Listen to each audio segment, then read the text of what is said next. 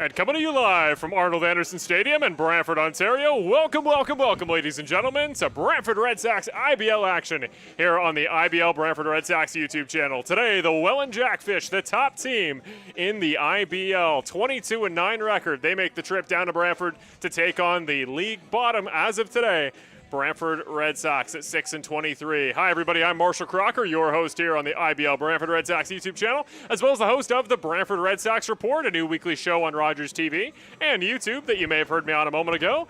And the gentleman alongside me on color today, you've also heard if you've been watching that episode that just premiered moments before this game started, Mr. Brian Hawley. It was a pleasure to bring him in the broadcast booth there for the weekly show, and today he's calling alongside me for today's game against Welland, as well as tomorrow's contest, a rare Saturday game we'll call tomorrow at 2 p.m. against London. But Brian, top team in the IBL, bottom team in the IBL, but if you look at a couple factors like pitching, like the hitting form through the last couple games, tonight's game should be a little bit closer than the numbers indicate. Well, we sure hope so. Anyways, it's been a rough go lately for the Brantford Red Sox, but they are, doing what they need to do, improving every week, getting a little bit better. It's a long road, but you start in last place. You've made some changes. There's a lot of good things going on here. Number one good thing going on here is Pedro de los Santos, who last time out against the Barrie Bay Cats threw 6 innings in relief, and I've been tracking through all my baseball history trying to find a reliever that threw 112 pitches in a single outing. He was just fantastic, and albeit a left-hand heavy Barrie Bay Cat lineup, it'd be a little taller order tonight because the first thing you look at when you look at the Welland Jackfish, it isn't just about their pitching. They've got 3 of the top starters. They got Davey Mendez, who pitches somewhere between 94 and 96 miles an hour. But it's that batting lineup that is absolutely awesome. They have the 3rd, the 6th, and the 8th place hitters in the batting average. And, of course, They've got Robert Mullen, their stud catcher, who is leading the league in home runs with 10 already. And so, as Sparky Anderson once said of the 93 Jays, walk the first 4 guys and then go right at them. It's absolutely the case. I was at the IBL All-Star game in Hamilton, which was an absolute pleasure to be there at Bernie Arbor Live for my first IBL All-Star experience on Sunday, and this lineup looks very similar to that All-Star team. The Welland Jackfish had an incredible number of players starting at the IBL All-Star game. Most of them are starting today in that lineup. You talk about it. Let's actually throw to it right now if we can before we touch on our starting pitchers. Let's see the Welland lineup here to get ready, because holy cow. I mean, when you got Gio Morello and Brandon Hoope at your 7 and 8 spot, Hoope, a lot of his value, he's got good power with the bat, but he's also just an incredible fielding presence. So to have the offense he does from that 8 spot, a player that valuable, hitting that far down in the order. And then today's a fun story there towards the bottom. You'll see the lineup there. Now, a gentleman I was not familiar with prior to today, Ryan Patres, is going to be the starting DH today. He's getting the DH call here. And we spoke to his parents actually just a moment ago in pregame here, Brian. He is typically the bullpen catcher for this team. Been on the team a couple of years. This is his 2nd career start here in the IBL and starting in a game. His parents are sitting about 20 feet in front of us in the front row. That's a really cool story for him today. And you got to think with the amount of talent right in front of him in the lineup, you got to think he'll have base runners at some point in this game in front of him. What he can do with that may be what puts this lineup over the edge. Well, I know this kid from my time coaching 22U. He played the last 2 or 3 years with the Welland Jackfish 22U team. He's a local kid. He's from Welland. Went to Niagara College to be a police officer. And this has got to be just a big moment for him. Come out here. You're in the 9 hole. You're DHing. You can just relax, have some fun with it.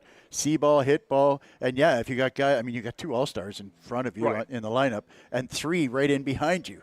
So, I mean, that stretch there between, when they're trying to get through, roll over the order, you've got 7, 8, 9, 1, 2, 3, 4, and 6 of those guys are All-Stars. So, it's a nice situation for that young man, and I hope that he has, a positive experience. Having said that, with a guy like Pedro de los Santos pitching for Brantford, we do work for the Red Sox after all, and so, we want him to have a good night, but not too good of a night. You have to look at that hole, the 9 hole, as an absolutely really important piece to get that out because there's no holes to this lineup. So you really got to focus on any chance you get to get the outs when you can. I was very clear with his mother pregame. I said, I'm cheering for your son now that we've had this conversation to hear about his story, but I'm not cheering for a single other body on your bench. Today is all about the Brantford Red Sox because we are still very alive in the hunt for the IBL playoffs. But if we're going to get there, we need to get red hot right now. Another interesting storyline, we got a little bit more time here, is the sun's still coming down here at Arnold Anderson. We got started a little bit late today. We thank you for sticking with with us through the Sun delay. We hope you enjoyed that episode of the Brantford Red Sox Report, the second episode with Brian that just finished up its premiere a moment ago. Let's put up the Brantford Red Sox defense if we can, because that's the other interesting storyline today. I know we've had a lot of substitution. We've had a lot of faces come and go. One face I know that you got to be a little bit excited to see back, because we've been talking about him, is Andrew Savage, back today behind the plate, hitting sixth. Good to see him return after about a month off from the lineup. Yeah, it's a nice replacement. They're missing Paulus. They're normally either number one or number two hitter with an injury, and so that presses some guys into action that aren't used to seeing in certain positions. Cassidy Watt is one. We've seen him behind the plate catching. We've seen him at third base, but tonight he's out in right field. Right. He runs well for a catcher, and that, I guess, is about as close as you get to a backhanded compliment. But at the end of the day, that's his first time out in right field, to my knowledge. So Savage is back in there behind the plate, which is good for Brantford. We saw him, first of all, when he was in Guelph, had 3 hits playing third base, and we've seen him here a couple of times catching as well. Good lateral movement, very good at blocking the ball. We never really got a chance to have a look at his arm. So we'll probably get a look at that, because the one thing the Welland Jackfish are really into is running. I mean, I remember being in the league a couple of years ago. We were a big problem for them with Kitchener because of Junior Ibarra, a guy who I have repeatedly referred to, but we took away their running game and we ended up beating them 4 times out of 6 in the regular season. And so that's going to be important for Brantford. Not only do you have to try and keep this devastating lineup off the bases to begin with, but they're going to try and run most likely as well. So, that's going to be a real challenge for Savage, and we'll see how he answers the call. A couple things I want to highlight here as we take a look at the defense. Lucas Lefebvre going to start today at third base. I believe the first time he's got to start, at least at home, from that position this year. We got Bateman starting at second today, pretty typical. But Jacob Cantor, that's an interesting storyline. I had the pleasure to talk to a few people around the Red Sox organization about him at the All-Star game. His first start, we were both here for it on the call a week ago, raised some excitement. 2 hits in his first 2 at-bats, walked in his third, didn't register a hit, unfortunately, the next day on the road against Guelph. But he's showing some promise here, and similarly to Savage, I think a good performance defensively today, just holding down that position in the infield, I think would go a long way to give himself proper playoff minutes. Same with Andrew Savage. He's got an opportunity to really earn himself some playoff time should this team make it. Absolutely, and now in fairness to everybody in Guelph, nobody got any hits there. Brandon Dean shut them down. I think they had 2 hits the whole game, lost 5-1. So, Cantor not only had 2 hits, but I think he had 2 hits in the first 3 pitches that he saw. I know he hacked the first pitch through the left side and then knocked the second pitch he saw in his second at bat over top of the shortstop. That's both right. ropes, and then a walk, and scored a big run in that big comeback attempt against Barrie in the 8th inning there last Friday night. So we're hoping to see some kind of drama like that. Obviously, the odds are kind of stacked against them, but hey, that's why they play the game, right? I mean, 22-9 versus 6-23 doesn't mean anything once you get out between the lines, because you actually have to hit the ball, you got to catch the ball, you got to throw the ball. I know you just alluded to it. We talked a little bit earlier, top record in the league, bottom record in the league. Well, we continue to wait for the Sun delay. Let's put up, if we can, the IBL standings as of today. One game, I believe, will be correct. Kitchener has since experienced a loss since I posted this graphic. So 12-21 actually going to be the record now for the Kitchener Panthers after yesterday's game. But 6 games back, Brantford noticeably has a bit of a hill to climb. But we have games in hand. 29 games played, now 33 for Kitchener. And I believe that game was against Toronto. So Toronto, I believe, now 1 game ahead of Guelph there. Should be at 14-18. But you look at that score to overcome. 13 games left for the Brantford Red Sox. The Welland Jackfish are in a pretty good spot.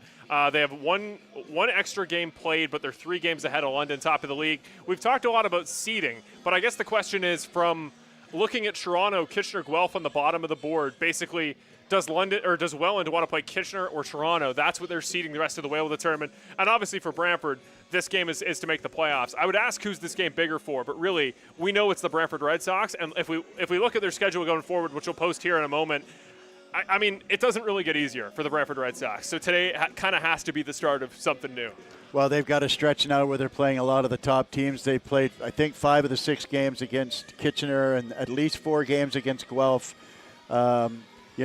And I think they've got a couple more against Toronto as well. But you're going to see a lot of Welland. You're going to see London. You're going to see Barrie, Hamilton. You're going to see those top teams. And when you see those top teams, you see those top pitchers as well. A lot of times you'll take a team like Welland who's going to throw Hayden Knoll tonight. They've got 3 pitchers in the top 10 in ERA. Knoll obviously is not one of those. as you would expect, they'll be holding on to those pitchers either for tougher teams or for their own home crowd. That's kind of how it works Right. there. It's similar to senior hockey where you tend to throw your A lineup at home, and if there's guys you want to get some playing time, that's when you'll take advantage of a night like tonight. So, but like I said, they just got to come out. It's a good batting order that Brantford has. If they shore up the defense, they'll be tougher to score on. And De Los Santos, who had such a good outing a week ago, we'll see if he can do the same thing. He really, really is tough on left-handed hitters. Welland have a few more righties, I think, than Barry does. So. But at the end of the day, though, like I said, if you can make sure that you take care of those left-handed hitters and don't allow them to string 4, 5, 6 hits together to get that big crooked number up on the board, I think they can stay right with them, score a couple of runs, and you just never know in this game. Well, we've alluded to his name. Let's put up the starting pitcher matchup here for today's contest. It's going to be the man himself, Pedro de los Santos, who was the star unexpectedly of last Friday's contest. That game started by reliever Colby Klepper. He comes in after, I believe, middle of the third inning. That runner's still on base at that point. Gives up a sac fly there in that very first inning with a base runner that he didn't create. But then from there, I believe it's 7 innings, 111 pitches. He goes on to allow one more run. He was crucial in that game, being as close 6-5 as it was last week against Barrie. You see him today getting, I believe, his third proper start of the year. He started the season off with an incredible one, went 8 innings in his first start of the year. Comes into today, though, 2-3 record, which best on the team. It feels like it shouldn't be, but consistent success here with late games that are going well. He tends to come in the contest that Brantford still has a chance. 4.83 ERA, which I think is a little bit lower than his on-field product has been. And again, part of that is he's been put in some bad situations like last week. You just get ERA runs added that maybe don't represent the way you played. 37 strikeouts to 12 walks. And then on the other side, Haylen Knoll, a guy that maybe the ERA and the main stats should say the record maybe a little lower, a little unrepresentative on his end. But when you play with a team like the Jackfish, you're going to get offensive support. And we've seen a lot of pitchers. The name that always comes to mind is Wilhannes Alvarado earlier this year for the Maple Leafs. He came in, I think, an ERA nearing 8. Came in and was stellar. Had 7 innings, allowed 1 run. He was incredible that day. So never underestimate these lower sample size pitchers. 21 innings pitched, 15 strikeouts, 8 walks for Knoll, 6.75 ERA. So leaves a little bit of room to be desired. I will admit I don't know much about his pitching, approach. We'll have to kind of watch him. Brian, you can give us some info once you see a couple innings of him. But you've talked about kind of the 3-headed monster at the top of this Welland pitching rotation. Knoll is going to be an interesting guy, and we talked about what this could mean for players for playoff time. I mean, in the IBL, we talk about kind of short pitching rotations. Only certain guys get an opportunity to play. Today could be a day that if Knoll wants to pitch in this Welland top-of-the-league playoff run, he might need to show out today and put some good tape out there. Well, you make a really good point. This is almost a playoff audition, isn't it, for him to try and get a start in you get into the finals. Like the first 2 rounds are best-of-5 series, and so you probably get by with 3 starters. If Welland's going to run into the playoffs and face a 7 or 8 seed at best, and they're going to want to get series over quickly. But if they're going to require a 4th starter, this is an audition of sorts for him. And, to your point earlier about the numbers, 2 numbers that jump out off the page there for me is De Los Santos, 37 strikeouts and 31 innings pitched. Generally, 1 strikeout per inning is a good number, and he's above that. Now, the other side, the number that jumps out together is the 2-0 record with a 6.75 ERA. Right. And to your point, a lot of offensive support, as we talked about earlier, when you've got 3 of the top 8 hitters in the league, 1, 2, 3, and then the guy leading in home runs, batting in the 4-hole, and then 2 all-stars at 7 and 8. That's scary. And Welland, I tell you what, Welland is motivated. They really are. They did not win the championship last year, and they're not happy about that. They came out. They've got guys that from all over the place. They've got, I think, 4 or 5 guys from BC. They got a guy from California. They got 2 Panamanians, 2 Dominican Republic players. Only 1 actual player, as we mentioned, Patrice from Welland. Right. Pretty much everybody else is from parts unknown and all over the place. And, that organization does a fantastic job of scouring the countryside and finding talent, and they do a good job of attracting it as well. They have a great park. They have a great fan base. Everything's going well for Welland, except for the fact that they're really hungry because they didn't win a championship last year. And you can bet that every season that Welland goes into the IBL, it's championship or bust. They're sort of the de facto Los Angeles Dodgers of the IBL. That's a good way to put it. You know, there's no official payroll, obviously, in the IBL, but they spare no expense finding the talent to bring these guys in to play and to win and to perform in the playoffs. And so, that's why guys like Noel are going to get an audition there, because when they get to the playoffs and they're drawing 2,500, 3,000 a game, that's significant money going into the coffers of the program, and they need those home dates to be, solvable. So it's a big season for Welland, and they are acting accordingly.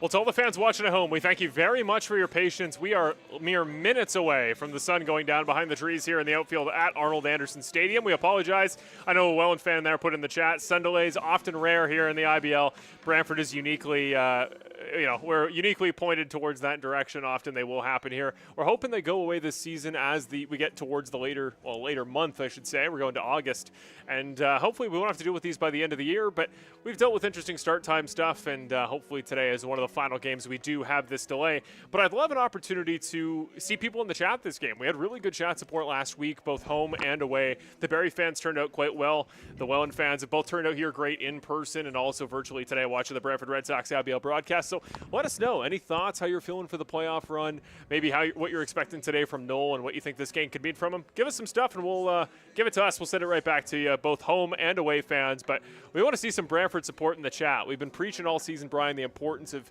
this late game home run stretch. Good attendance today. I'm happy with what we've seen, especially for such a hot day today. Really good turnout here live at Arnold Anderson. And these are the games that are huge. If you leverage the home field advantage we got going on here in Brantford, these are the games that are really crucial. And you said it before. I mean, we probably play the toughest schedule you can in a 13-game period. So the best chance we got is times like today where maybe we aren't going to see the other team's best pitcher. We aren't going to get their best shot, quote unquote.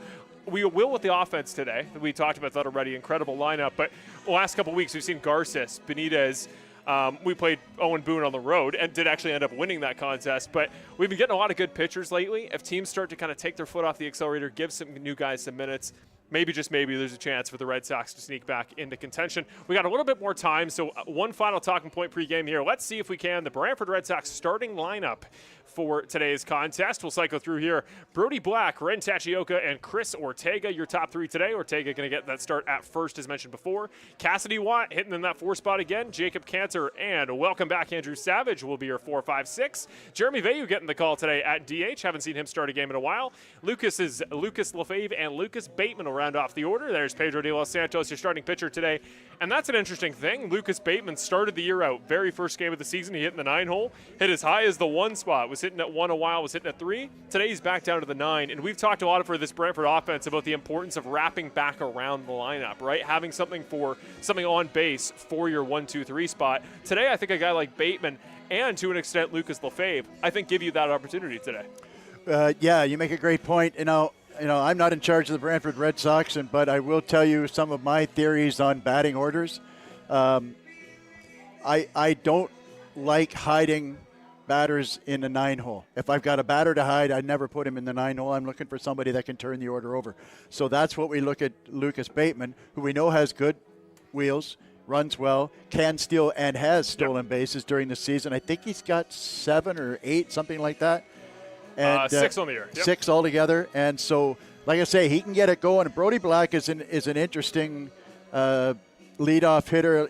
I've gone on record several times that I like Tachioka in the 1 hole, but again, I'm not running the show here, so we just use what we have.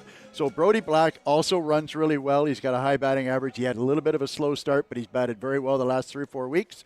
Of course, Tachioka, Ortega, who's probably the most devastating hitter they have. He has not only good batting average, but also big power as well. Yep. And he's one of those guys, like Cassidy Watt hitting behind him, who have that knack of bringing in runs. I call it the Joe Carter theory, being an old Jays fan. Joe Carter never hit to a real high batting average, 250, 260, but always drove in 100 runs, because if there was an opportunity, he wasn't looking necessarily for a hit. He wasn't necessarily looking for a home run. He was looking for anything that he could do to drive that run in. Cassidy Watt has those similar trademarks. Jacob Cantor, we don't know a whole lot about, except for the fact that he has propensity to jump on pitches early in the count. Yep. He doesn't like to hang around very long there. He's not a grinder. He likes to see ball, hit ball. First good pitch he sees, he hammers it. Savage, who has gone kind of up and down a little bit. He was off for 2 or 3 weeks, but when he was up, he was all the way up. He had 3 hits in his debut, did a great job there. Veilleux, who's a veteran in the league and is a real stabilizing force for the Red Sox. Lefebvre certainly can hit. He hasn't got the big average that some of the other guys do, but that's to me, that's your 8-hole. That's the guy who can do some hitting. He's also good with a bat. He doesn't strike out a whole lot, so he can also move runners along. And, of course, I mentioned Bateman, who I really like in a 9-hole. A 9-hole hitter is not an insult necessarily. I mean, there's a lot of good 9-hitters. More Jay's memories where you could think about a guy like Tony Fernandez, who used to bat in the 9-hole. He batted 300 in 1993 and out of the 9-hole, and that made their lineup an absolute nightmare because he was turning that over for guys like, White and Alomar and Molitor. Well, here we go. The sun is set sufficiently that we are almost ready for first pitch as the players take their spots out there in the field, and so does Pedro de los Santos, today's starter. Today he's getting the call. He's going to start the ball game. We're not going to put 2 innings in front of him and make him pitch 111 in relief. He's our starter today, and he is one of the very best this team has to offer, and I think he's an interesting case because we have a lot of players on the team that they try to limit runs primarily with the fastball, with a little bit of speed, good contact, pitch down. Pedro de los Santos, we saw it in that game against Barrie last week. He prevents hits in such a risky way that is still very proficient in racking up strikeouts. He's an interesting case. He's a pitcher with a lot of stuff, a lot of good, strikeout type stuff that still limits hits. He's an interesting combination, one that I don't think we have elsewhere on the team in that way. Well, one thing I really like about him is he's a smart pitcher. He's a pitcher, not just a thrower. He doesn't have overwhelming velo, but he's got a really, really good breaking ball, has a good changeup, a live fastball. He can throw that 2-seamer that'll break 4 to 6 inches that'll get, and that changeup that he has as well. He gets good depth to that changeup. The thing I really like about his live fastball is that it looks good coming in, and then the break will get off of the barrel of the bat and induce soft contact. So, definitely starting off with the lefty here, and that's the other thing too, is that we know that De Los Santos is really hard on left-handed hitters. First batter of the day here for the Welland Jackfish, leading off all-star starter Jonah Weisner.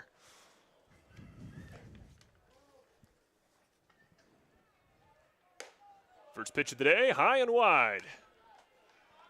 Ball 1 for De Los Santos. Weisner this year, as I mentioned, an all-star hitting .353 this year, 24 RBIs.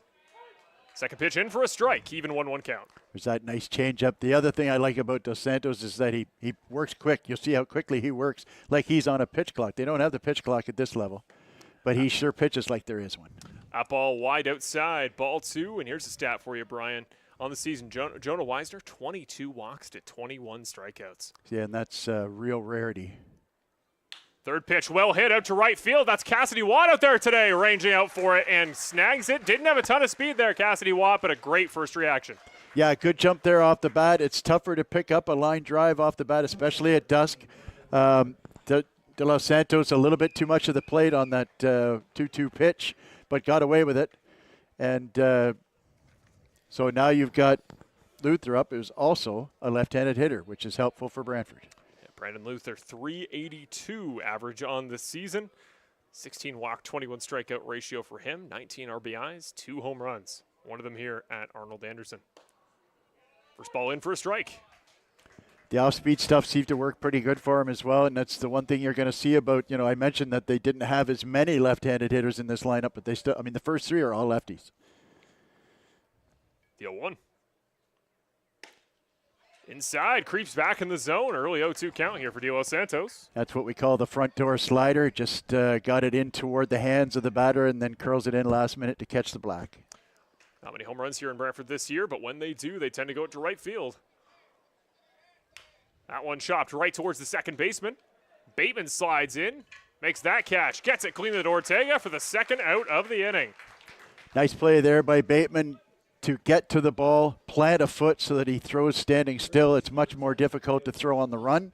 You could just see as he got that ball, he planted the foot hard there, made a little divot, and got himself squared, lined up to first base, made a good strong throw. Another great hitter here for average. Mateo Porcelato hitting in that 3 spot today. .398 average on the season. 22 ribbies to 18 walk, 25 strikeouts. First pitch low into the dirt. Good job by Savage getting in front of that one. 1-0. Good job early on by De Los Santos attacking the zone. The 1-0. Right down Main Street, but too low. 1-1 count, and the throw back from Savage. Barely misses De Los Santos on that one. Those are the throws you usually hear from the dugout. I mean, giving you a hard time. We've talked about it ad nauseum here this season, Brian, the importance of getting up early in ball games, not giving up those big first innings we often do to road teams. Not a bad start so far for the Red Sox. Well, just last week, Barrie was up 4-0 in the first inning, right? First 4 guys reached. 2-0. That ball struck over the head of the shortstop. Cantor took a chance at it, but couldn't quite make the catch. Porcelado, stand-up single, almost has to come back as the opportunity to get the throw in as Porcelado went a little too far. He gets back safe with a single. And now here comes a bad man to the plate. He's got 10 home runs. He's leading the league. Believe me, folks, 10 or 12 is usually a number that at the end of the season is leading the league, and he's got 10 already. And it's not like he plays in a bandbox. He doesn't play in Couch or at Christie Field. He plays in Welland, where all home runs are legit. So the other nice thing about having a lefty on there, it makes it much more difficult to run on. Pick attempt, no dice, still 0-0.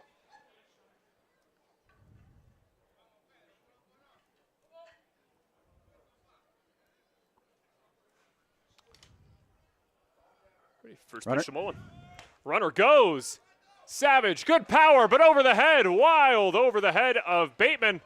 Runner will advance. We talked about what would we see with the arm from Savage. That one just barely misplaced.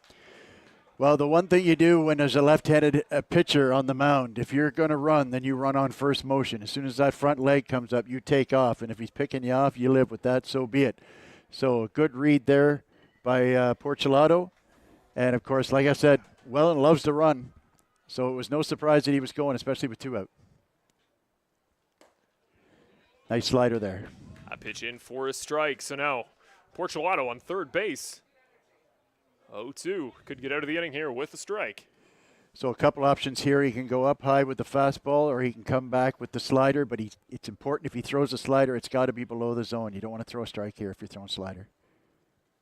That one struck well over the head of the second baseman. First run of the day as the Red Sox allow a run on the board once again in the first inning. This time it's an RBI single for Robert Mullen. Well, and that's one that De Los Santos is going to want back. As I mentioned before he threw it, you can't throw a strike there, but he got too much of the plate, and Mullen knew exactly what to do. He just poked it over top of the pitcher and into center field. With the throwing error by the catcher, there was no chance to get the runner. Up next, Pierre Boucher hitting in the 5 spot today.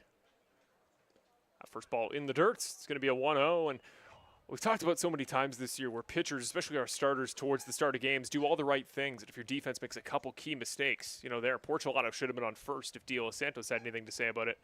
Instead, it's chalked up as an earned run against. The 1-0, that ball fouled straight back into the fencing, 1-1. In fairness, that's an 0-2 pitch that he threw a fastball for a low strike there and just did Mullen a huge favor. So, like I say, he'll be wanting that one back. Here's the 1-1. Mullen on first. Good power there. Rough location, a little bit low and wide. 2-1.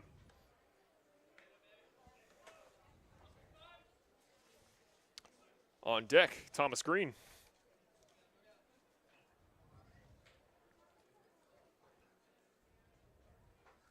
Kicks and deals. Nice pitch there. 2-2 evens the count. Well, you can tell Boucher's not a big fan of that slider. It starts off kind of right at his hands and bends in for a strike. So this is time for maybe that strike to ball slider that starts on the outside and see if he can get him to chase. All 2s on the scoreboard could end the inning. And does. Quick lazy swing. Strikeout 1 on the day. Pierre Boucher sat down to cap off the top of the first inning as Pedro De Los Santos allows 1 run on 2 hits and gets his first strikeout to end the inning. Well, overall a good inning. Like I say, it's just a shame that's kind of a microcosm of their season, isn't it? Just that one little thing. 2 out, nobody on. 2 strikes on the number 3 hitter. Give up a base hit.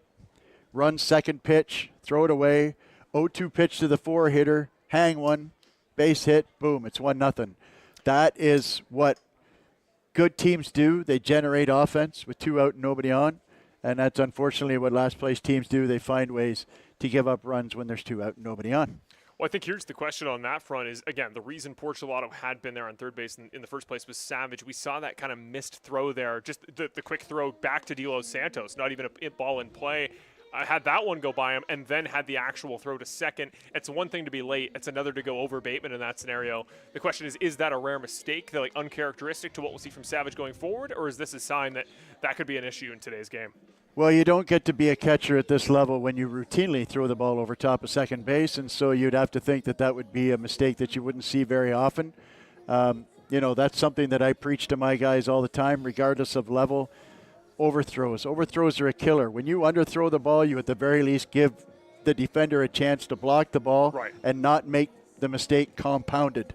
When you overthrow, well, he can't grow 3 inches in the time that between you releasing the ball and the ball showing up. So that's just a tough thing that you can't make up for if you overthrow. So that's a big one with me. And that's, like I said, every manager has their thing, you know what I mean? Their pet peeves and what have you, their styles.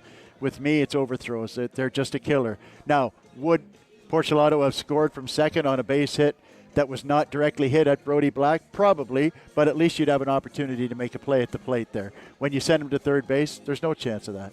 But when we stop making mistakes, ball players just stop making errors. So you just got to try and limit those and understand that this is the time of the season where you have to do everything better so that you can make a run at getting a playoff spot. Well, it's the oldest cliche in sports, but more games are lost in the IBL than won. And this is a case where, it's over 1 inning, but a lot of games here in Brantford are lost early, and they're lost off of things like that. Mullen the back catch. Halen Knoll the pitcher. The Welland side on defense is ready to go, and the first batter of the day for the Red Sox, Brody Black, now at the plate.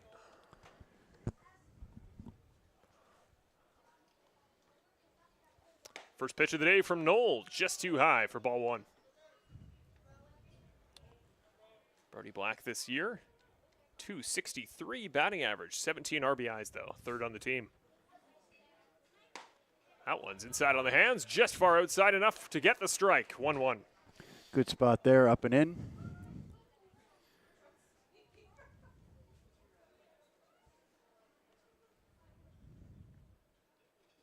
That pitch sent right at the second baseman, gets by.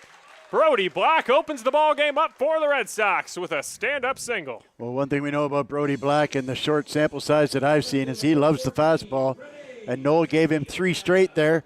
Gave him one that was up, one that was a nice spot up and in, and then he got one out over the plate, and Black slammed it back up the middle. So you got an opportunity now to make something happen here with a good contact guy at the plate. Pretty good wheels on first base. Give Welland a little taste of their own medicine if you want to get running here if you want. Halen Knoll behind on his first batter of the day. Puts Brody Black on first base. Here's Ren Tachioka. First ball in the dirt for the All-Star Reserve, and Tachioka, he knows a thing or two about plate discipline. 8 walks for him on the air, and once he gets on base, he is a demon with 17 stolen bags this year. And I don't think he's been caught, has he? Has 1 caught stealing on the ledger. I think it was a debatable one in a road game. There was a controversial decision on what was put up as a caught stealing, but in my book, he's a perfect 18-0. I'll tell you that. Fair enough. All right, 2-0 here to Tachioka. Black on first base. Chris Ortega in the batter's circle.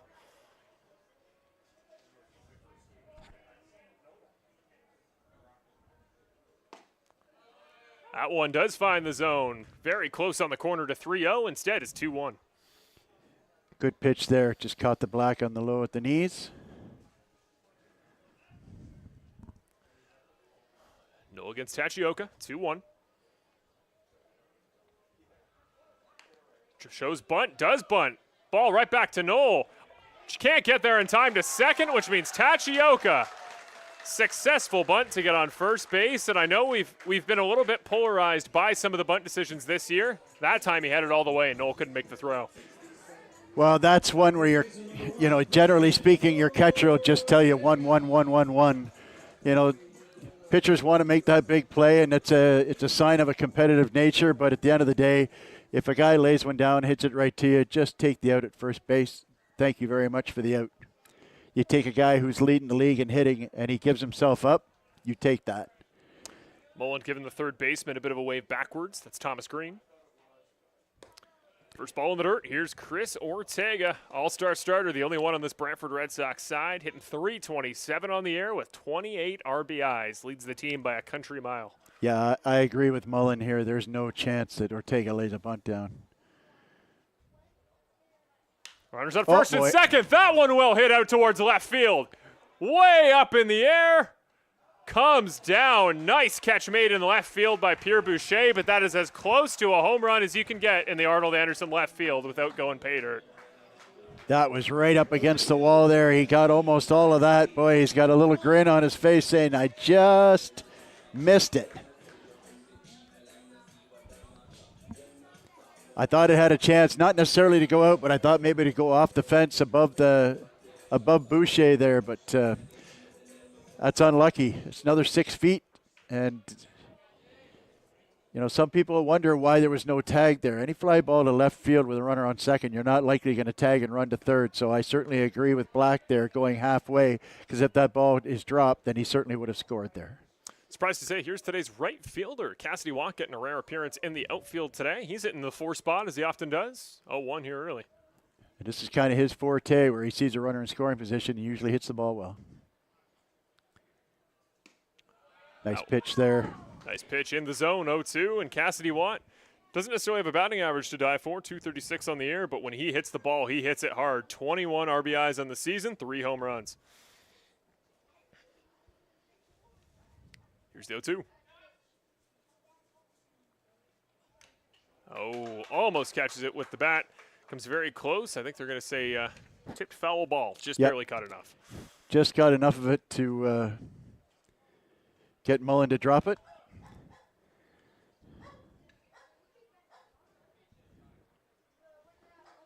Interesting seeing him choking up with 2 strikes. Don't see that a lot anymore. Runners on first and second. Cantor next up in the batter's circle. Here's the 0-2, Noel to Watt. That ball sent right in the gap between first and second base. Through it goes. Runner coming around. Brody Black to the plate. And the run scores. The Red Sox have evened it up in the first inning with an RBI single from Cassidy Watt. Well, I tell you what, Noel returned the favor to De Los Santos there. De Los Santos made the mistake to Mullen getting too much of the plate with 2 strikes. And Noel just returned the favor by getting way too much of the plate so that Black was able to punch that through the right side. And due to the rain that we had, that outfield is really, really slow. And so that was it. The ball just died out there before it got to the outfielder. So that was an easy score for Black. Another hit here, and you can certainly expect Tachioka to score as well. Here's the new face, Jacob Kander. There we go. Another swing on the first pitch of an AB. We've seen that from him many a time. Couldn't quite catch up to it, so it's fouled for strike 1. Yeah, this is their classic first ball fastball hitter, and that's what he got from Noel there. And you could tell he was on it too. When they foul him straight back, you get a pretty good idea that they're right on it. To the question from Alan in the chat, we'll get an ID on the umpire here in just a moment. Here's the 0-1. That ball just barely off the outside corner, finds the zone, 0-2 now. Well, one thing Noel has done very well thus far is to hit the outside paint with that slider. That's a tough pitch when he hits that one. Just catches the front of the plate. I'm not even sure it's on the plate when it gets to the back of it. Going to go back outside here. 0-2. Well outside. Easy ball call for the umpire. 1-2 now. Runners on first and second. Cantor, no RBIs to this point in the year. Only 6 at-bats. Hits on 2. Neither was an RBI. Chance to get his first as a Red Sox.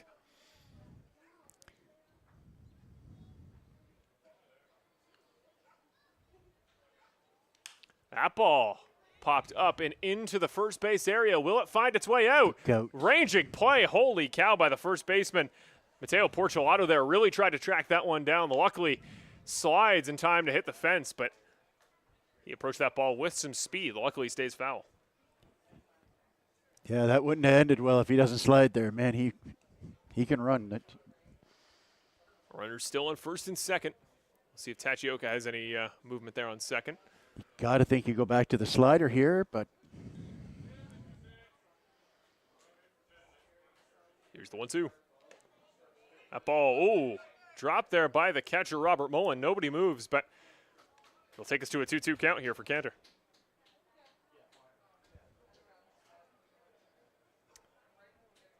Next on deck is Andrew Savage, today's catcher. big pitch here. Now he threw the second pitch. He caught that outside black with the slider. Then he came back with the high fastball. So, I'm going to stick with my guns here and tell you they go back to the slider. 2-2. And full count, first of the day here for Halen Knoll. Just pulled it a little bit. Tell you, with one out, anybody other than Tachioka, I wouldn't suggest this, but with a full count, Cantor, a very good fastball hitter. Here we go, 3-2. That ball's wide. Free walk, his second of the season. Third of the season for Jacob Cantor within his first 7 at-bats as a Red Sox. Kind of a new Ren Tachioka in the making here with his ability to get on the base. Well, it's a carbon copy of the 2-2 pitch where he just pulled the slider glove side there, excuse me.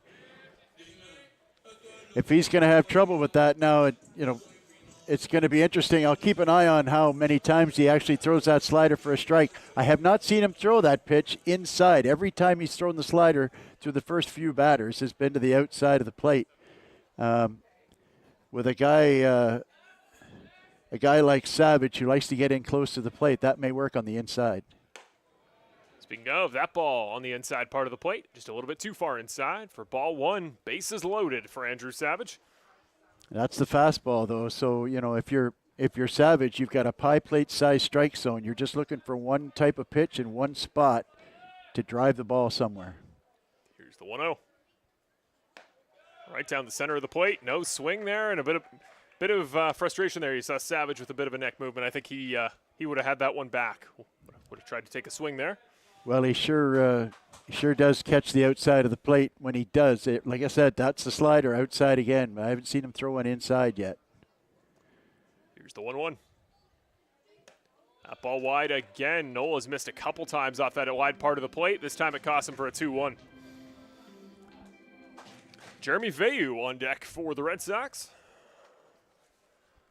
Should he be needed here? Bases loaded still. 2-1 is the count to Savage. Knoll kicks and deals. Oh, swung on, but low. That ball goes in the dirt, but it's in for a strike, 2-2. Yeah, that's unfortunate. He was sitting dead red fastball, but sold out to it, even though I'm not sure that was a strike, to be honest with you. It looked low to me. Definitely had the swing, I think, on Savage's side.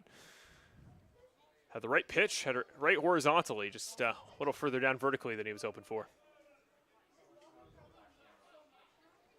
Now, from what I've seen thus far, maybe back to the slider outside, which is about the only pitch he's been able to trust. Yep, there it is. There he goes. No swing for the second time in the at-bat, and once again it was a strike. First strikeout of the day for Halen Knoll. So with the bases still loaded, here's Jeremy Veyu with an opportunity to, for the first time in a while here in a Brantford Red Sox home contest, give the team a lead coming out of the first. Well, pretty liberal strike zone to that outside so far. I'm sure it's going to be there all night. I have no question about that. But that's a tough call. It's going to make Knoll work for it. 217 average, but 10 walks on the year. First pitch tipped off the ball. Low and foul for strike one. Well, last time we saw Veyu here at home was last Friday when he came up with that clutch 2-run single in the 8th. And, you sure hope that you can get the similar situation here where he can find a pitch to hit. The way he's attacking the zone outside with the slider reminds me of a good friend of mine, Dana Dusky, who's a hitting instructor, and he'll say to look away and then react if it's in. Another strike here for Knoll. The Red Sox not swinging at these pitches right down the center of the plate. 0-2, 2 outs in the inning. Could be a chance for Knoll to get himself out of a jam here. Yeah, I got to go back to the bread and butter, the outside slider. Does, but misses wide. First ball of the AB, 1-2. Smart play by Mullen there, saying to himself, let's see just how far this umpire wants to go out with the slider. I think he might have found the outside limit there. That one just wide from the projected strike zone. I think you go right back at it here. Here's the 1-2. That ball now high this time. Vave's working himself back in here, 2-2. They're going to run out of baseballs with Noel throwing here. That's 3 he's thrown away already, and we're only in the first inning.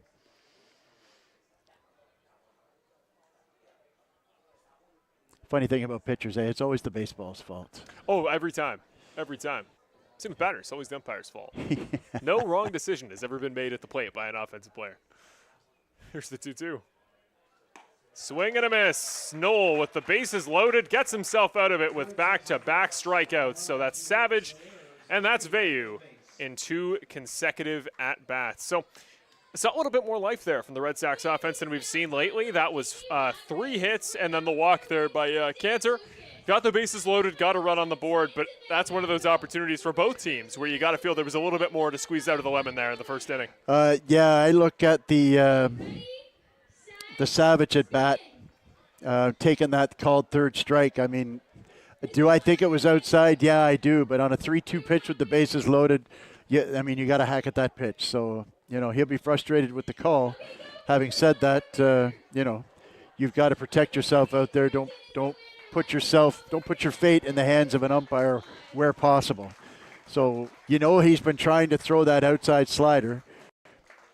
And, like I referred to earlier, look away, react in. You let that ball travel, see that it's an outside slider, maybe get a piece of it, foul it off. Just put the ball in play. A soft ground ball is going to score a run because you won't be able to get a double play. Right. You get an RBI out of it. So, be interesting moving forward how Brantford adjusts to Noel really trying to attack the outside of the plate with that breaking ball. And conversely, whether he's going to be able, Noel, is going to want to come inside with that slider and try and front door a right-handed hitter. I think he's actually got a similar effect a lot of, I feel, our starters have had this year, where their approach at the plate and the way that they're going to attack the zone is very telegraphed. It's very clear from that first inning. There's not a ton of pitches in the repertoire, certainly not that you see with regularity. Right. So once you get a sense of, all right, what pitch, what situation are you aiming for what in, you can kind of predict it down to a science, and I think that's where some of our starters have struggled, just with lack of variety. By the time you're seeing them a second, a third time you catch up, I wonder, especially from those guys that already found success in the top 5 of the order, I wonder if Noel's second time back up will see a similar effect. Well, that's a good point. You go through 7 guys in the first inning, and so the top of the order will be back up next inning, and we'll see how we make the adjustments. Here's Thomas Green. First pitch into Thomas Green, strike right down the middle. De Los Santos back on the mound with his 18th pitch of the game. So Thomas Green, the third baseman today. The 0-1 well inside, evens up the count at 1-1, and well, Thomas Green's a gentleman that pretty good stat line here if you look at the average, but it's because he's only had 4 ABs on the young season, so relatively new face to the lineup. 1 hit, 2 strikeouts, and he's working his way towards his first walk as De Los Santos low in the dirt for ball 2. Yeah, I just kind of overthrew that one a little bit there. Nice pick, actually, by Savage. Doing a good job so far, staying in front of the ball. 2-1. That's a nice slider there. Beautiful pitch, beautiful location. 2-2 is the count. Could be the second consecutive strikeout for De Los Santos.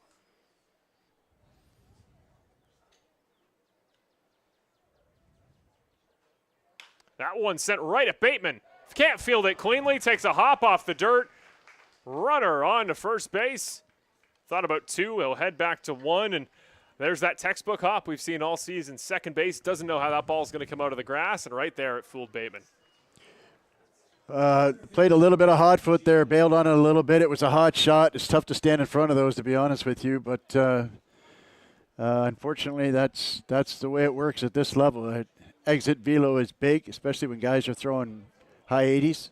Mm-hmm. And exit velo comes back at you at 90, 95. You got to be ready to pick that hot grounder. It's so important to make all the plays defensively against this Welland lineup. Next up, here's Gio Morello. Center fielder was at the All-Star game on Sunday. That ball went on for a strike. Runner goes. In time is the tag. Nice throw there by Andrew Savage, making up for that earlier mistake. Well, what you had there was a delayed steal. I was actually looking at him and surprised he didn't go. For the uninformed, a delayed steal is someone who is just as it sounds, to be honest with you. You get a bouncing lead, and you wait until the pitch has been released. When you take off on first motion, everybody in the ballpark is going to yell runner or going or something to that effect. When you do a delayed steal, you bounce off on the delivery, and then by the time the catcher catches it, everybody's looking at the plate, and then you take off, and you kind of sneak off there. But great job there by Savage to get the ball down quickly. And I think, don't quote me, somebody yelled it late, and it might have been Ortega at first base. We all know Ortega's got a really high baseball IQ. And so just a really good play there to get the delayed steal is so tough to stop. Here's the 1-2. Morello had a base runner in front of him when this at-bat started. Doesn't anymore. It's now looking at a 1-2 count. Nice pitch there. And rings him up. Low side. I thought that one was low, but you called it, Brian. Second strikeout of the day on a very nice. Yeah, I was just going to say you cannot get that animated with a home plate umpire at this level. When you're using your hands up and down like that, you're showing up the umpire, you're going to get yourself kicked, and Morello did. So manager Brian Essery is going to come out and have a conversation about that. But at the end of the day, you can't just stand there at the plate and use hand gestures like that at this level. It just doesn't work. Well, Gio Morello made a very long commute to get here today to Brantford's Arnold Anderson Stadium, and he'll make that same commute back home a little bit early. Gio Morello thrown out of this ball game. Not the first time we've seen it this year at Arnold Anderson, but the first time so early into a ball game. And Brian Essery was managing this weekend in the All-Star game and didn't have to get too chatty with an umpire in that contest. Will in the early stages here. Well, I mean, you go out and you defend your player, but at the end of the day, he's probably thinking the same thing. You can't use the kind of hand gestures that he did and expect to stick around in the game in the IBL. Here's Brandon Hoope. First pitch to Hoope. Swing and a miss. Strike one. Hoope, a fellow gentleman at the All-Star game, has hit well to this point on the season. 294 on the year, 21 RBIs, 28 strikeouts to 9 walks. That slider is such a nice pitch. It's a late, sharp, breaking pitch, and it looks like you almost give up on that pitch. It goes high and outside. You think that pitch is high and outside. Then at about 40, 45 feet, it starts to dive in. It's such a nice pitch, that slider. 0-2, 2 outs, could end the inning. Ooh, he was walking off. Wow, what a slider, though. That one, I think, had the most movement of any of them. I think he liked it. I thought that was low personally, but, based on the call he got last at bat with Morello, he thought he would get that call as well. But going to be a bit of a question point at the early stages, the bottom half of this zone. Here's the 1-2. That one well too low. Started to head off again. It's 2-2, says the plate umpire. Savage jumped up like that, but that was even lower than the last one. So I was never inclined to think that one was a strike. All twos on the scoreboard. It's all part of the game, though, trying to get a call from the umpire. 30 pitches. Could be 31 to end the second inning. No, that one over the head of Cantor. Almost got there in time, and a very long at-bat results in a Brandon Hoope single. Cantor's had a couple opportunities, had a couple good jumps, has almost got up to some balls, but his verticality is good. It's not quite good enough to bring down a play like that. Nice hit by Hoope. And that's one that's going to get the home crowd riled up because, again, a couple controversial low end of the zone calls that resulted in that at-bat still playing out to that point. And here is Ryan Patrez. First pitch well wide here for him. Again, his second career IBL start today as the DH. He's got a base runner in front of him as Hoope singled just a moment ago. Patrez's parents sitting in the front row here. That one low and in the zone as well. Would be a really cool opportunity for him if he's able to either walk or even more so get a hit. Well, conversely, 2 out, runner on first, 9-hole hitter, top of the order on deck. You got to attack the zone here. You got to make this guy put it in play. 2-0. Swing and a miss there for Patres. 2-1 now on a nice pitch by De Los Santos. Next up, should his services be needed, Jonah Weisner back on deck.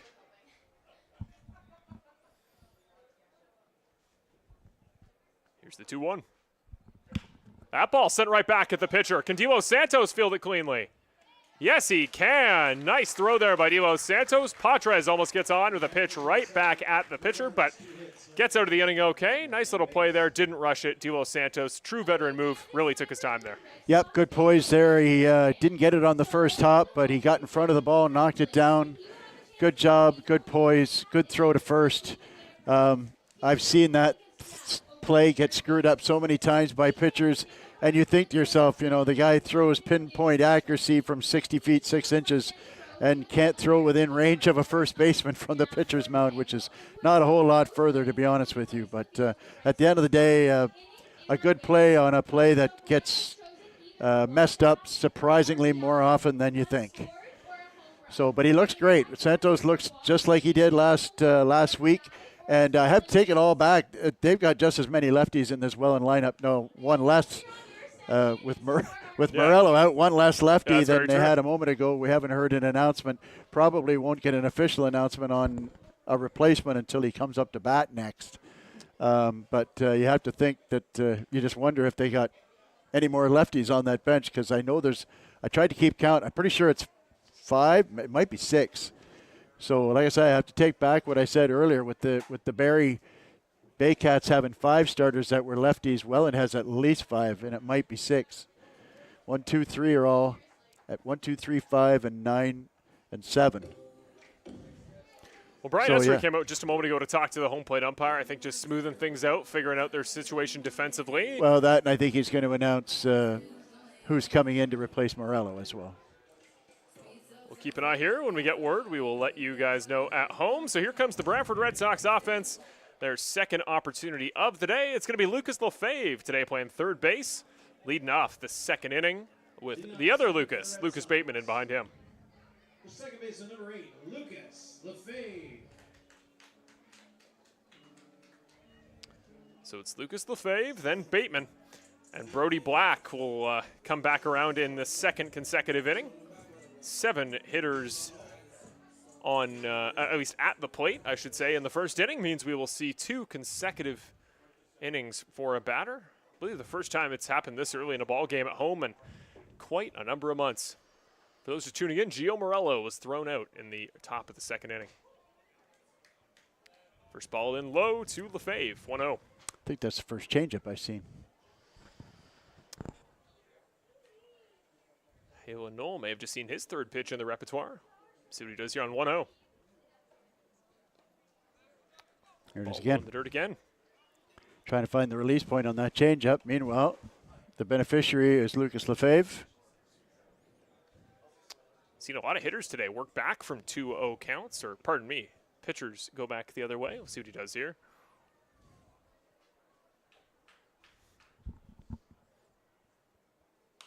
That ball popped up and over our heads out towards the parking lot behind our media booth, 2-1. We always get an update. Brian, where you parked today? You're well, I hope. Well, no, and that's why I'm worried, because I can see my truck here over down first baseline, because the other, whenever there's a game going on the other diamond, the parking lot's full. Alrighty. Well, I wish you the best of luck there, Brian, and that one does find the outside of the zone. Knowles worked himself back into a 2-2 count. Well, that one was a bit further out than what we saw in the first inning. The Lucas and Lucas doubleheader. Almost halfway through here. Here's the 2-2 to Lefebvre. That ball over the head of the second baseman pretty easily. Finds the gap between center and right. Down it comes. Lefebvre going to try to leg out the double.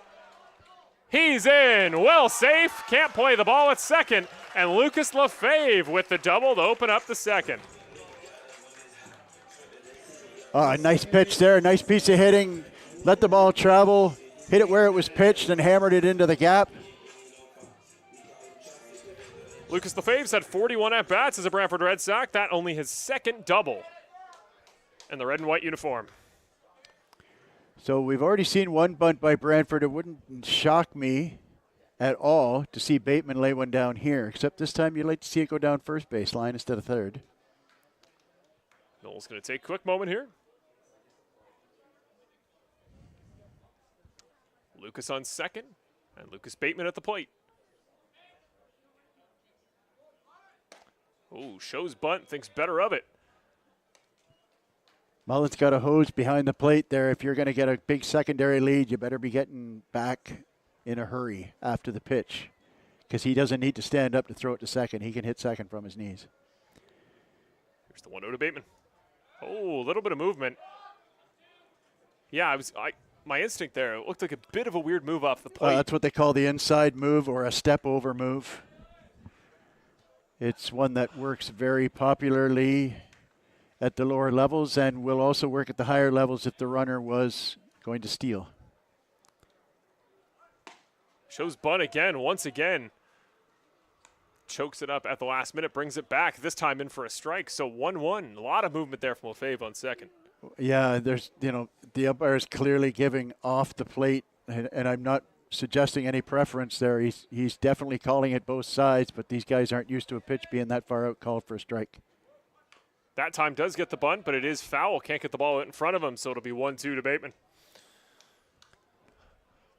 Thinking back to that move, I've seen similar pitching maneuvers, trying to get an extra step there, an extra moment to take a look at second. It looked to me like he got a little crossed up with the feet. There was an extra kind of a stutter there. You got to think with a move like that, you got to execute as the pitcher pretty clearly, or you'll see a lot of pitchers.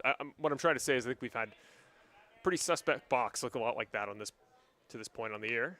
That ball fouled straight back. It'll stay 1-2. Oh, I hear what you're saying. Now, as long as you don't stop, when you lift that knee and come to a stop, that's a balk. Or if you start going toward the plate and then go back towards second, that is also a balk. But if you make even though it might be a herky-jerky motion, as long as it's one motion that goes back towards second, it's a legal move. Here's the 1-2 to Bateman. Swing and a miss. Strikeout for Noel. His third on the day here to Lucas Bateman. Well, that's a shame. 2 opportunities to get a bunt down and couldn't execute, and those are the things that need to happen if you want to beat a first-place team. You need to play clean baseball, and now the good news is Lefebvre can run real well, and so, if one of these next 2 fellas can get a base hit that isn't a rope directly at an outfielder, he should be able to score from second base. So Lucas Lefebvre still on second. Here's Brody Black up for the first time since singling in the first inning. That ball well low and outside for ball 1. And I alluded to it in between innings here, Brian. The second time guys start to see Noel, because there's not a huge variety of opportunities and options that he approaches at certain points in the count, got to wonder if Black will get to him a second straight time. Well, now they've gotten pretty clear message that he's trying to hit that outside corner with the slider a lot, and there's a big hole on the right side here. Oh, does find the outside of the zone there. Black takes exception. And every batter is complaining about that pitch. Like I said, the call is consistent. It's just they're not used to strikes being called that far off the plate. So you got to get ahead of that game. And like I said, there's a great big hole on the right side of the infield with the second baseman trying to keep Lefebvre close. You poke one through that hole. We already know the outfield slowed with the rain we got last night, and the outfielder playing deep. That's an easy run right there if you can get it through the infield. Here's the 1-2 to Brody Black. If I'm up to bat right now, I'm sitting on an outside breaking pitch. All right, that one a little bit further than he's been typically, and it was called outside by the home plate umpire, so 2-2. That one was right over into the left-handed hitter's batter's box. But that's only a little ways outside of the called zone at this point, so. Well, I'm not sure. 2-2, 1 out. Sorry. Black sends that one up in the air. Playable, I think, by first, but just barely comes wide. Oh, that's missed the roughly bus. where you're parked, isn't it there, Brian? Well, I'm a little further down than that, but their bus is parked right behind the dugout, so potentially problematic. I think the guy you're worried about hitting that part of the field is Tachioka, who's here on deck right now. So might find out in short order. Here's the 2-2 to Black. Well, they tried to come back inside with hard stuff to surprise him there. Right back outside. That'll ring him up all day long. The guys aren't swinging at it, but he keeps calling it strikes, and they keep grumbling about it. Both teams are grumbling about that pitch. It's a strikeout 4 on the day, and I know against the righties, that is a ball just outside. Against Tachioka, that's about right where he's going to want it. He does like it up and in, doesn't he? He'll turn and tomahawk that pitch. But, you know, like I said, I don't want to be too critical of the guys because they're not used to a pitch being off the plate being called. But if you know that's a strike and you have a runner in scoring position, then it behooves you to at least have a go at that pitch, try and foul it off. Where he pitches Tachioka might tell us. Back pick attempts, gets there in time. Nice job by Lefebvre, keeping his eyes open. Tried the daylight play there, and by that I mean the shortstop runs in behind the second baseman, and as soon as the pitcher sees the glove of the shortstop behind the runner, then he turns and fires. It's a timing play. First pitch to Tachioka. That one nice change well up down there. Main Street. That one easily in there for strike 1. He doesn't throw a lot of changeups, but they seem to be fairly effective when he does throw them. Tachioka bunted onto first in the first inning. .430 batting average this year, leads the league. That one now too wide, and maybe a little up too. Now I'm a little surprised that the third baseman is in, and I understand they respect the fact that Tachioka could bunt, but with a runner in scoring position and 2 out, I don't see a bunt here. He can slap it past you, which will score that run. So I'm not sure I'd be in so far. You're almost willing to give up that bunt. 1-1. Swing and a miss there from Tachioka. A rare swing and miss from Tachioka against a right-handed pitcher. Could end the inning here if he's needed. Chris Ortega now on deck. Lefebvre's still on second. He's been out there a while.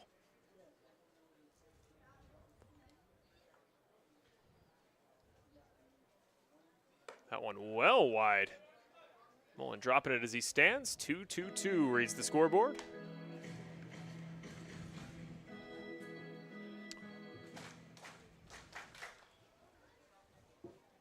Tachioka was an all-star reserve for a reason. He's done well in his opportunities with runners on base in big situations this year. Yeah, batting .400 should get you into the all-star game, one would think. Yes, it should. The 2-2. That one popped out towards the third base line, well over the fences out there in the exterior of Arnold Anderson Stadium. A couple kids running off to go get that ball. I feel like that pitch kind of illustrated a point I've been making earlier. He went after the outside pitch with the fastball there. Tachioka saw that and just fouled it off. Good piece of hitting there to foul a tough pitch off, and now he gets another chance. That was the 50th pitch for Halen Knoll. And the 51st is hit, but sent off foul third base line area. Tachioka keeps this at-bat alive. 6 pitches in now. We talk a lot about pitch count here, Brian. The importance of about 15 pitches an inning is the number you want to hit as a starter. 51 now through 2. Yeah, that's a lot for considering we're still in the second inning. You know, they've let him off the hook a little bit thus far. I'd like to see this run come in. Here's the 2-2 to Tachioka. That one well wide off the plate. What started as an 0-2 is now a full count. Yeah, great at bat here. He fouled 3 pitches off, took a couple of close pitches. Real nice at bat here by Tachioka. This is a coach's dream of an at bat here. Nice discipline on these easy balls wide off that outside of the plate. Full count, Knoll to Tachioka. Lefebvre on second. That one struck off just foul down the first base line. 8th pitch of the at bat. Here's the 9th coming up. Tried to sneak a fastball past him on the inside, and Tachioka told him pretty definitively there, you might not want to put one there again. Yeah, I think if Halen Knoll watches reads the scouting report pregame, that's the last place he's going to put another pitch to number 14. Full count, 2 outs. It's in a tough spot here. He's seen every pitch, maybe an outside 2-seamer. Well wide. Tachioka from the jaws of defeat to the gates of victory. There's a walk after an 0-2 start. And a 10-pitch at bat, which does 2 things. Number 1, it brings Ortega up. Number 2, it drives that pitch count up to your point. Who took it right to the foul pole last time up.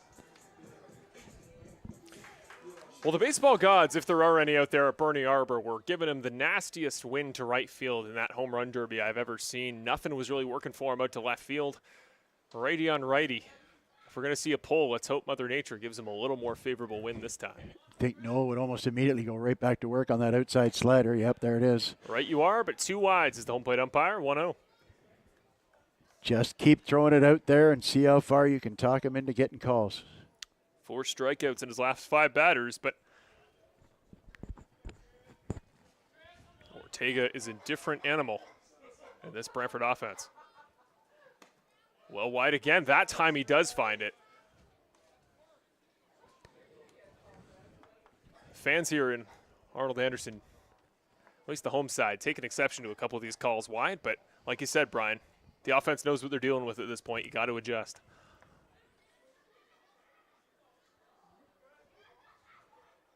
Oh, big swing and a miss. I think he had it timed up well, just got right under the bat. Yeah, that pitch was up a little bit, but he looked like he was trying to drive it into right center, into the gap. A shot like that will certainly score 2 with Tachioka on first base. This pitch could end the inning. Runners on first and second, 1-2, 2 outs to Ortega. Now they're going to go right back out. Yes, they will. That one well too wide, and Noel knows his spot. He knows what he's aiming for with this home plate umpire. He just has missed it a couple times. 2-2 now the count. This will be his 59th pitch through 2 innings of work.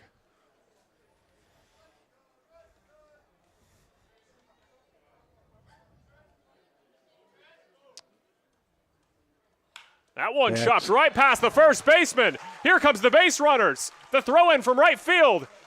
Coming home, he's in. Lucas Lefebvre. Feels like he's been out there for half an hour, but finally gets brought home. Christian Ortega, RBI single. Well, as I mentioned earlier in this game, Ortega just is one of those guys that has a knack on how to bring runs in, and that is a smart piece of hitting. Finally, somebody actually just reaches out on that outside pitch and doinks it through the right side into right field, which we already know is really slow. The ball is taking forever to get to the outfielder. That was an easy score from second base for Lefebvre, who, to your point, probably had lots of energy after he was standing out there for about 10 minutes, it seemed like. You bet. He'd probably be happy to go out there and hit again. 2 outs in the 10-pitch at bat to Tachioka. So here's Cassidy Watt for the second time today. First pitch sent right at the base runner. And by extension, the shortstop. Brendan Luther, easy play to second to end the inning. But the Brantford Red Sox, through 2 innings of work, have a 2-1 lead. Off the RBI single, Chris Ortega scores Lucas Lefebvre. We'll be right back in just a moment. Let's get a quick word from our partners. And when we return here at Arnold Anderson Stadium, we'll be ready for the top of the 3rd inning. Stay with us. Hard line drive up the middle. Whoa! Lindor out of nowhere. How did he do that? That Lindor can play. I don't know about that hair. And don't get me started on those gloves. I don't know. I kind of like it. It's time for a revolution. The Ref 1X by Rollins.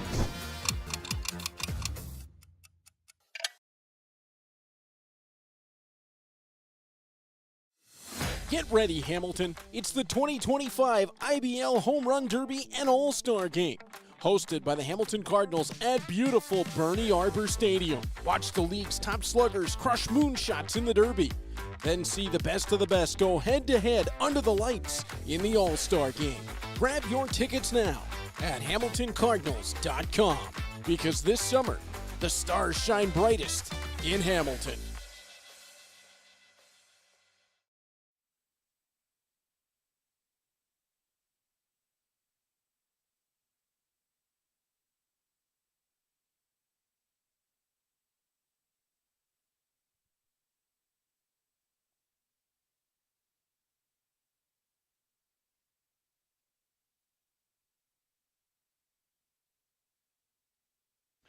Welcome back, ladies and gentlemen, to Brantford Red Sox IBL Baseball here on YouTube. Thank you for joining us tonight on an awesome, very warm Friday night of IBL action here. To answer Caitlin's question there in the chat, it was just answered for 2-1 Brantford, the score through 2 innings. You just saw a moment ago that promo for the All-Star Game. Did already happen last Sunday, but I will take any segue to talk about it because it was a really awesome opportunity. Shout out again to those at Bernie Arbor for putting together a great night of festivities. Hopefully Brantford's got an all-star in our near future. Really cool opportunity to see people from around the league come and sharing our shared love of baseball, specifically IBL baseball. Next up here, it's Jonah Weisner back for his second time today. Yep, top of the order up for Welland. Bunt. Shows bunt, does bunt. That ball right to third base. Lefebvre well wide off first base. Runner's going to advance. Might have an opportunity at second. Thank goodness Bateman got in front of that. I thought we might have a bit of a comedy of errors there. Luckily, the second throw is made, but Lefebvre had the power, just didn't quite have the placement. Wow, can Weisner ever fly? Holy mackerel, that guy's just a blur out there. Nice bunt, right up the grass line, kept it fair. Realistically, Lefebvre had a chance, but it was a pretty tough play for him. And so if you're a lefty facing a tough lefty, then lay down a good bunt, and next thing you know, you're on second base. Next up, Brendan Luther up for the second time today. He grounded out in the first inning. So Weisner now on second. First pitch by De Los Santos, in for a strike. One thing I'm very curious about moving forward is that we've got a right-handed pitcher with a right-hand heavy lineup with Brantford, and the umpire is giving the first base side of the plate decidedly off the plate.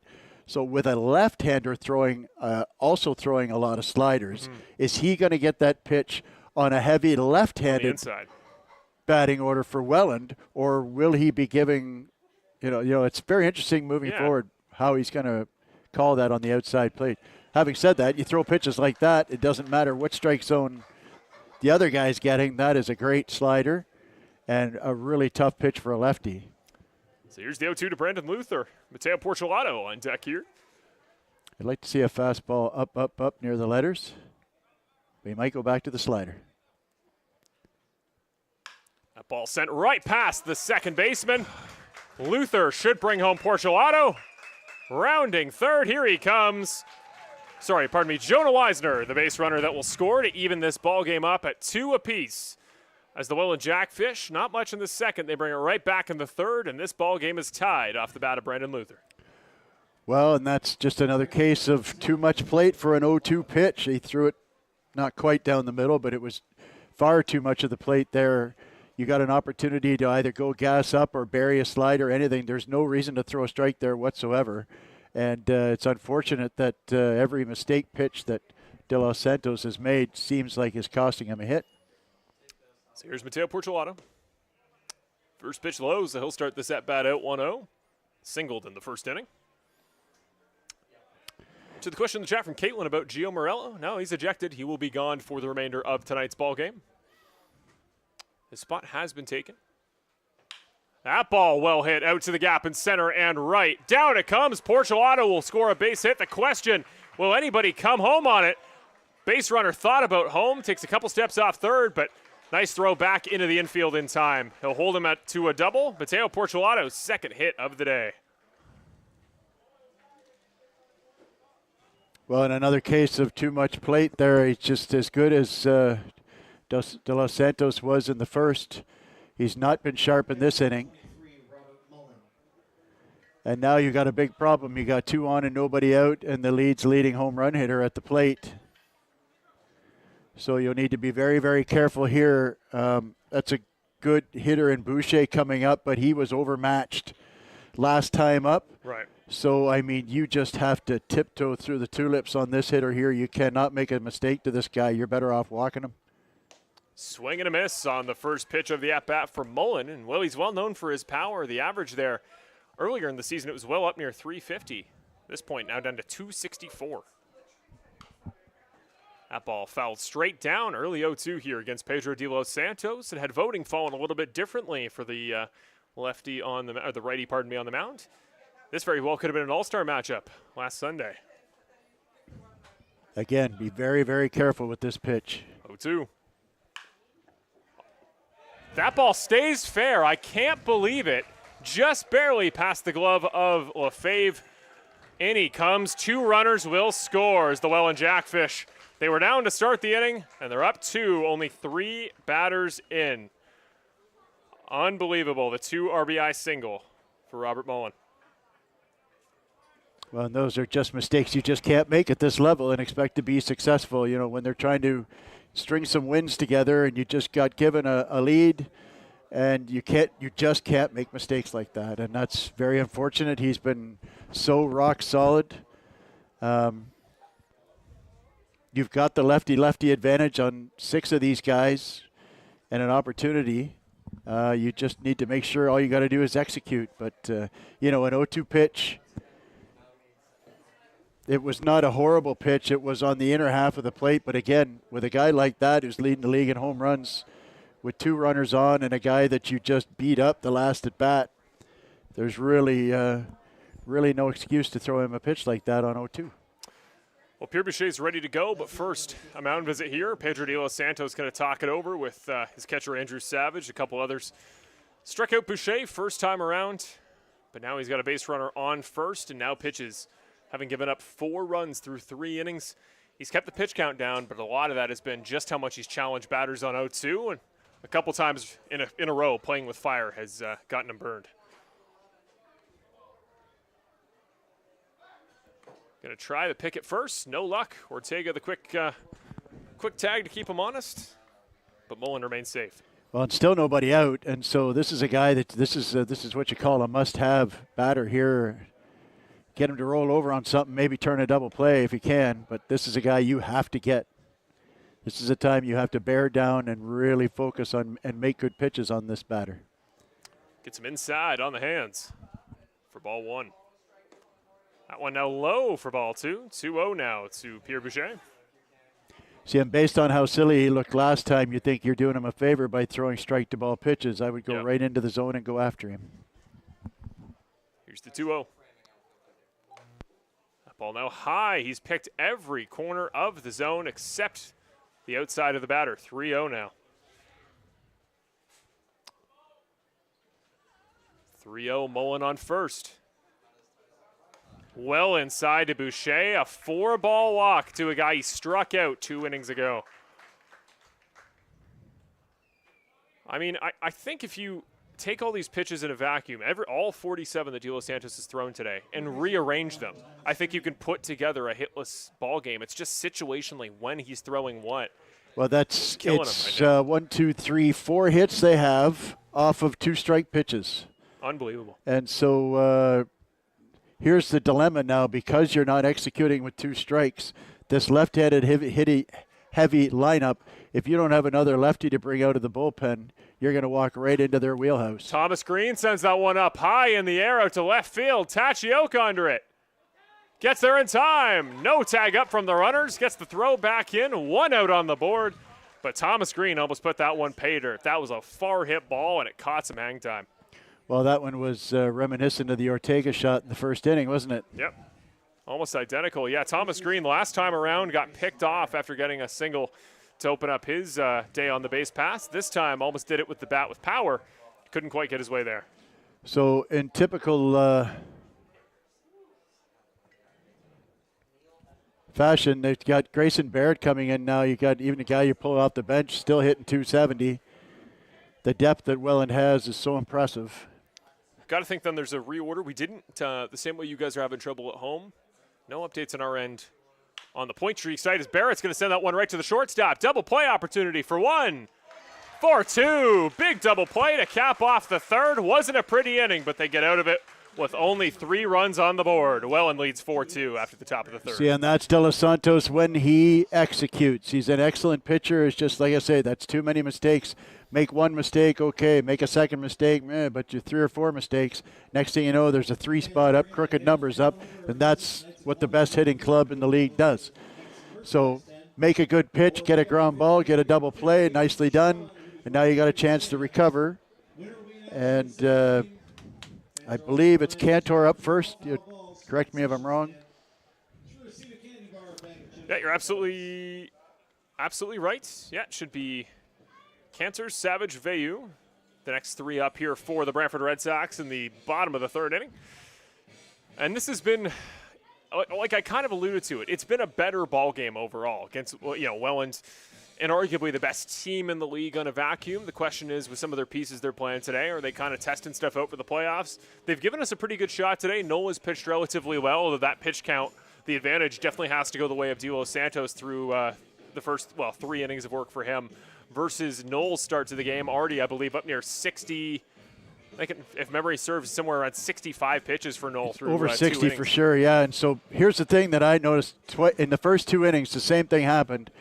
Runners in scoring position with 1 out and a called strike 3. And kind of let him off the hook a little bit here. He really hasn't shown them anything that they can't hit other than the 2 or 2.5 inches off the plate outside that the umpire is giving him. But then you got Ortega come out, know the situation, a real nice piece of hitting, just lean over and slap one through. And you could just do that all night long. If you know that outside slider's coming, you could just lean out and doink it in between that hole there all night long, and it'll be like a merry-go-round and force him to come back inside. When you do that, you know, he doesn't really have the velo that intimidates you. So the question is going to be, how much did that Ortega hit wake the right-handed hitters up? Because he finally found it. You could see he leaned out the moment that pitch was in, finally caught up to that wide ball. You got to think they went in over the course of that second inning. If you're Chris and you're a real leader, you're going, all right, guys, I figured this out. Every righty in the lineup. Got to copy my example there. Yep. Maybe you stand an inch or two closer to the plate, you know, adjust. Maybe you're leaning in a little bit. Maybe you're extending your arms a little bit. So I was just going to say, now if you really want to try and cross them up from Noel's side, start busting them in a little bit and stop them from leaning out over the plate. Now you've got them leaning out over the plate. Start busting them in hard with fastballs. Jacob Kanzer, first pitch of the at-bat, in for a ball. That one a little high that time. 2-0 count, and he walked in the very first inning, so could be looking for his third walk. Because it's not a particularly sharp breaking slider that Noel is throwing. See what Kanter's got here on 2-0. That ball fouled up and over our heads. It'll be 2-1. Pardon me, that was Kanter's third earlier in the game. This could be his fourth walk if he's able to register it. That would be in only 8 at-bats. The other 2 of which were hits. So what a start to the year for the young shortstop. It's been a great surprise. Great jolt of energy here in this Red Sox lineup. That pitch now wide and outside the other way. 3-1 now the count. He certainly has a firm grasp of his own strike zone, that's for sure. And he's very disciplined. He doesn't chase. He knows what a strike is and what it isn't, and he doesn't chase when it's not. So, very disciplined hitter. Here's the 3-1. Ball once again fouled up and over our heads. Similar spot. Well, he's disappointed with that when he got his pitch, and he just missed it. Once again, was a little bit wide off to the off in front of the righties. Or at a different pitcher, I'd be surprised he swung at that with Noel's zone today. That's relatively middle. Here's the full count. Kanter fouls that one back again. Good job to keep the AB alive. Yeah, that outside slider went right back to it, and he fouled it off. Nice piece there. Andrew Savage on deck after Kanter. Looking at the 7th pitch of the at-bat. Full count from Noel. This is 66th pitch. Swing and a miss. Sat down on strikeout number 5. Nice job there by Noel today, just consistently racking up strikeouts in a way that his pregame stats really didn't indicate. But well, he's got 3 or 4 called third strikes that aren't normally strikes, and so the number is a little bit inflated, but that was a really good pitch there. He got it just outside on the black, up right about the belt. Too close to take. Kanter had to swing. Good pitch there, good execution. To him and Noel's credit, he's not trying to convince us up here in the booth or you guys at home. He's trying to convince the home plate umpire. That one right up in the air. We'll see who calls for that one. Luther settles under it. And he'll make the textbook catch. Second out of the inning on Savage's first pitch of the at-bat. So through his first 14 batters faced, 5 strikeouts there for Noel. On the other side, only 2 the way of Pedro de los Santos. Well, you know, we're not going to belabor that point. He's gotten probably 8 hitters to 2 strikes. Yeah. Just unable to finish the at-bat, so. Yeah, the box score not lining up with their pitches thrown to this point so far. Here's Jeremy Veilleux, second time today. He struck out in his first attempt of the game.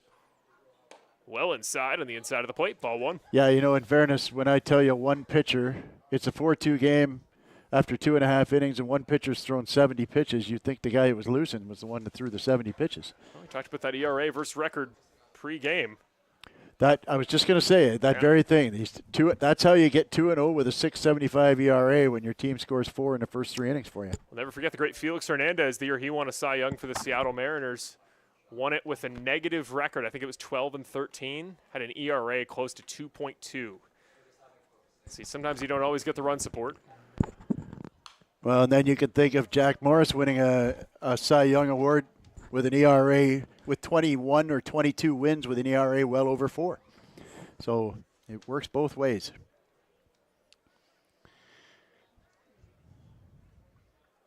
So here's the 2-1. Jeremy Veilleux. 2 outs in the inning. That ball low in the dirt. 3-1. Chance for Veilleux's first walk of the day. He's got 10 to this point on the season, which, relative to his number at bats, not a bad number. You talked about earlier, veteran of the league, veteran at the dish. It's going to make Noel work for the next 2 strikes. That one well struck in the gap between center and right. A hitter-friendly count results in a hitter-friendly hit. First base, stand-up single for Jeremy Veilleux. That's a veteran move there where you work the count to get it in your favor, 3-1, and then sit dead red on a fastball and jump on it when you get it. Nice piece of hitting there, flared it over second base. That's an important at-bat, too. You keep driving that pitch count up. Now, the bullpen, the back end of the Welland bullpen is devastating, but if you can get into it, say, by the 5th inning, then you got a chance to get somebody they don't normally bring out that early. Well, here's Lucas Lefebvre up for the first time since his double in the 2nd inning. Got to think he's got energy. Had enough time on the base pass on second last inning to have a picnic lunch. First pitch just barely catches the fencing. Fouled back for strike 1.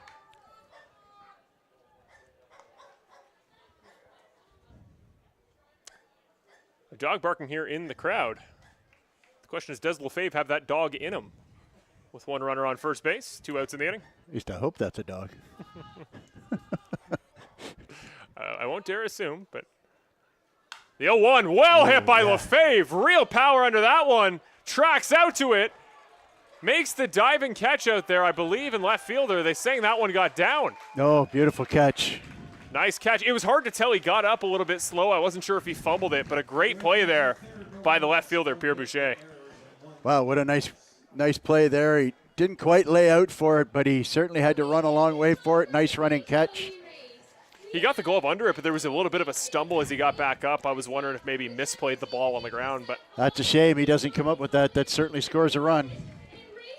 Yeah, I got to say, Lucas Lefebvre, a guy that he's been one of the talking points because he's hitting that 8 spot the last probably 3 or 4 weeks at home. Hasn't really done much in that position and has had a lot of good opportunities with base runners in front of him. Had that double in the 2nd inning. That one very well could have been his second. You think of the impact and speed he had on the base pass. Good start today for number 8. I agree. He probably hit that one better than he hit the double, to be honest with you. He roped that one. He got that was, to my point earlier about my buddy Dana Dusky, look away and then react in. He got that fastball in, and he turned on it and yanked it into the gap there. And only a really, really nice running catch by Boucher stopped a run from scoring there.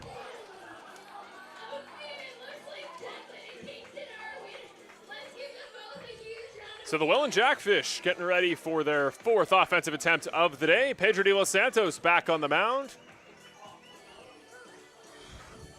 And again, we talk about that pitch count, differential here between Noel and De Los Santos. De Los Santos has been far more effective in terms of pitch count and keeping that number down, but we've talked about it situationally tonight, especially on those 0-2 counts.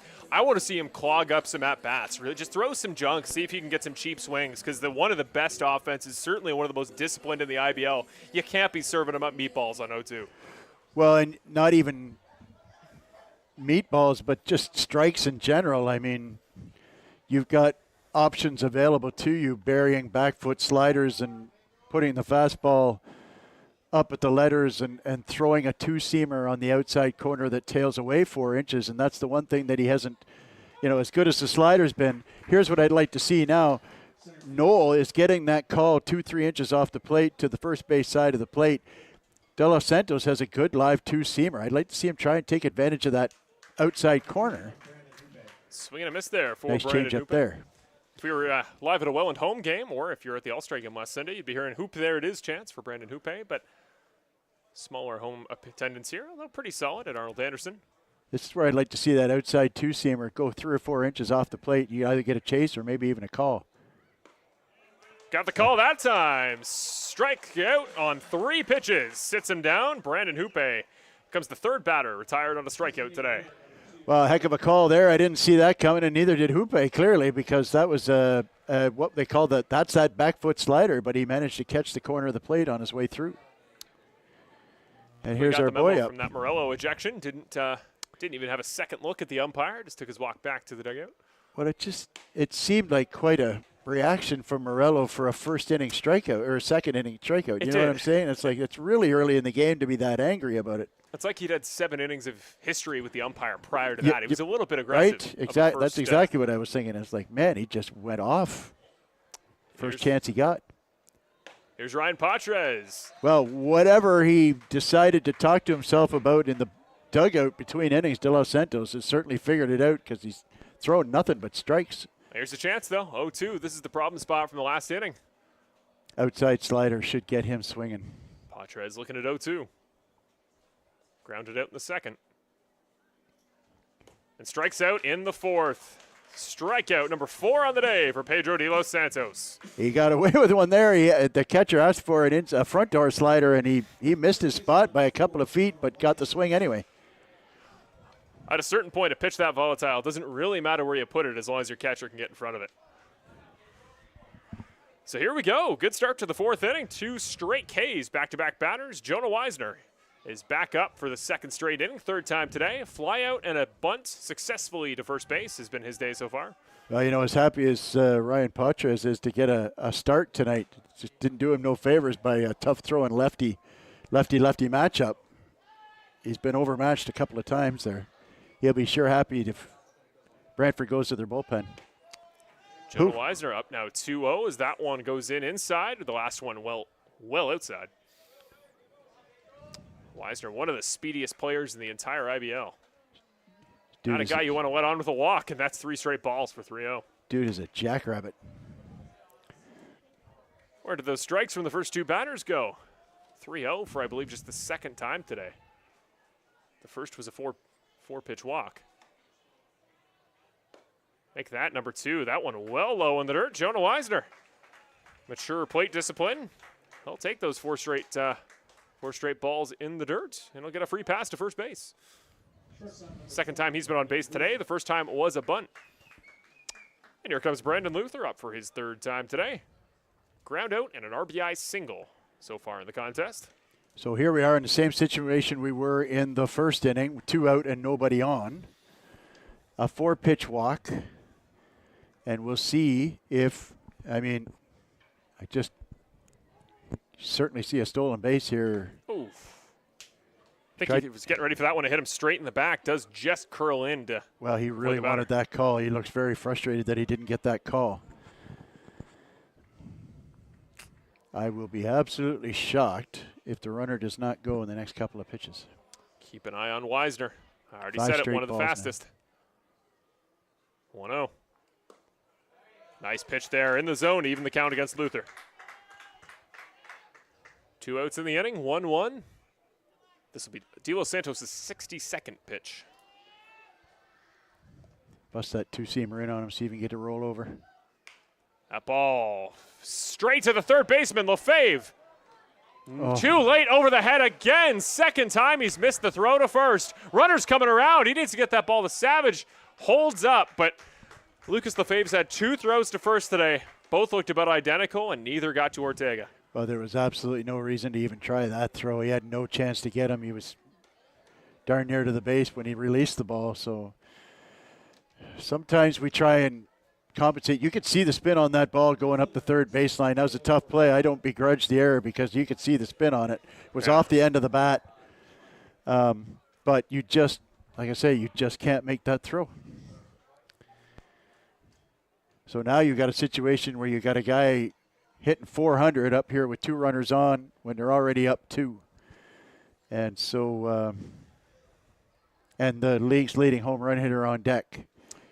when you try and make that hero play after bobbling the ball, nice start there, then you just put more pressure on your pitcher. I mean, De Los Santos, he's really working his tail off here trying to get through this. But again, 2 out, nobody on, and Welland creates something out of nothing.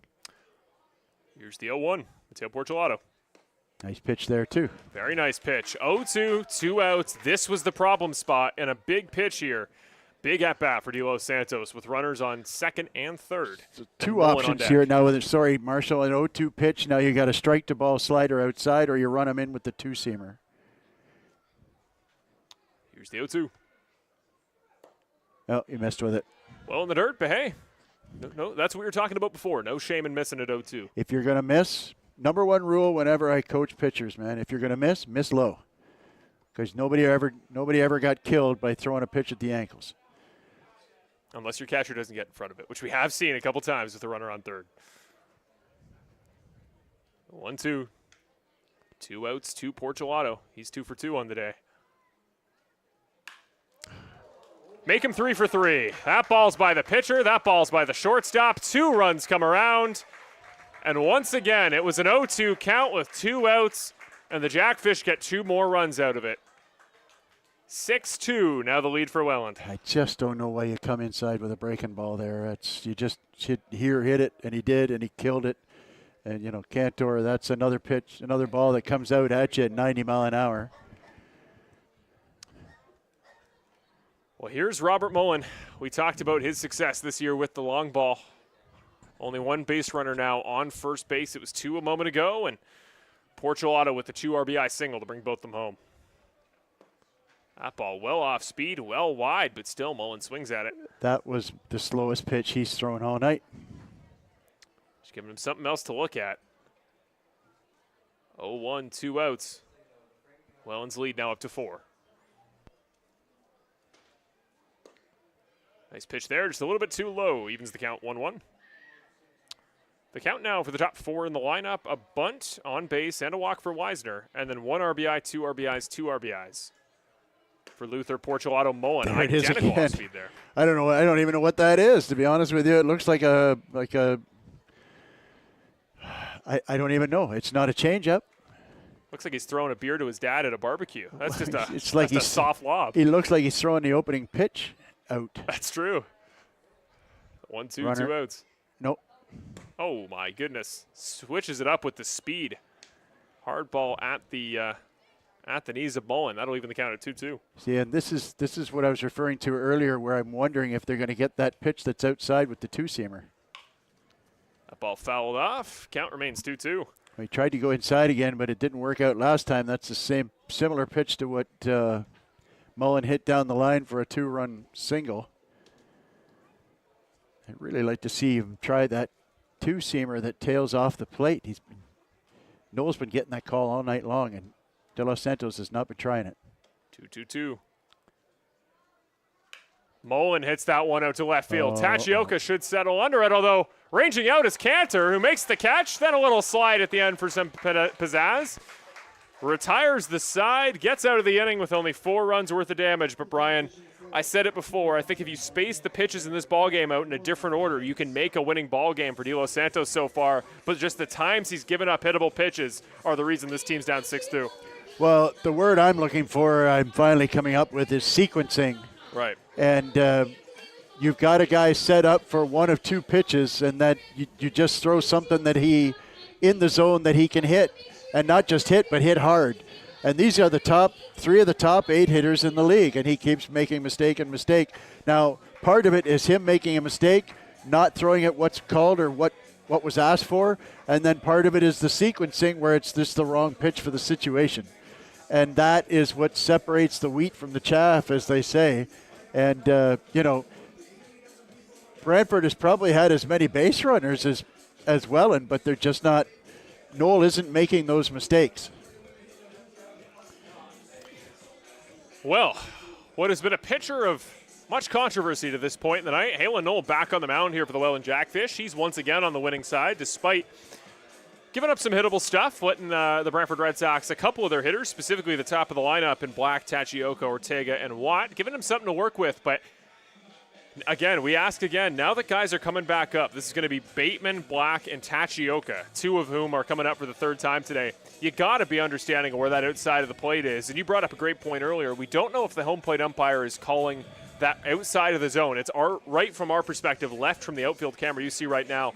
That part of the plate, is it relative to the right-handed batters, or is it just that spot in general, even with the lefties? When Tachioka comes back up, we'll see what he calls there. Well, one thing that I have noticed, it's the right-handed batters that he's giving the outside corner, but one thing we haven't seen is De Los Santos try that same pitch with the two-seamer. His two-seamer tail's a good 6 inches anyways, and so if you throw that right on the outside of the plate, firstly, you can get a chase, and if not, you could get a call. But they're just not trying it. And so I don't know. I don't know if they have a plan that they want to stick to a certain plan, or whether they're, and they're not adjusting to the strike zone that the umpire is calling. Or Bateman, first pitch he sees from Noel in the 4th. Straight out to center field. Under it is the center fielder, was previously Morello. He's since been substituted for. And that one comes down. Quick fly out to start the 4th inning for Bateman. Center fielder number 4. Yeah, here's Brody Black back up again. Singled in the 1st, struck out in the 2nd. He got an inning off, and he comes back up in the 4th. It's Barrett out there at center field. Grayson Barrett in for Morello after the ejection. He got a good pitch to hit there. He just got it in off the hands a little bit. First ball in low for a strike, and the pressure ramping up here for the Red Sox. The Kitchener Panthers on the road in London, and they're up 4-2. The 0-1. Swing and a miss for Brody Black. Make that 0-2. Wonder if that's Yadi Martinez throwing for Kitchener. He had some really good games for us in London a couple of years ago. What do you say, by the way? Junior Ibarra, MVP of the All-Star game. I saw that. I also noticed his batting average is up about 60 points from last time he was here. He's getting hot at the right time. He must have heard I said that he's not a great hitter. Hopefully he watches the Red Sox Report. Hopefully those of you at home watched that episode with Brian earlier today, prior to the start of this ball game. That's on YouTube now. They should be coming out every Wednesday. Apologies for the late upload this week. The 1-2. Surprised that wasn't a 1-3. It's going to go 2-2 good instead. take there. That pitch was a little bit up. He hasn't really gone a whole lot above the belt. He is giving that pitch a little bit outside, but that's the only one he's giving. It's not like it's a huge zone. 2-2. Black, that one blooped over the head of the first baseman, but foul down the first base line. This AB will stay alive at 2-2. Really like that swing there, too, where he knows Noel is attacking that outside part of the plate. He just leaned in and slapped it. Unfortunately, unable to keep it fair. He does look like he's a little bit closer to the plate than he was in his first at-bat. Tachioka on deck. This is the 2-2 to Black. Very hittable pitch horizontally, just a little bit too high. This will be a full count from Halen Noel. That was the 78th pitch of the contest.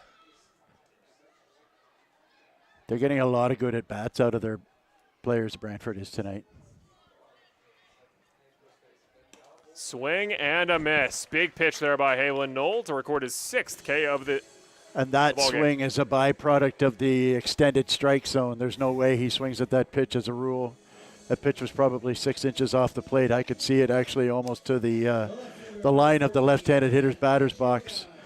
But because of the liberal strike zone on the outside there, he felt he had to go after it, and that's what they call too close to take.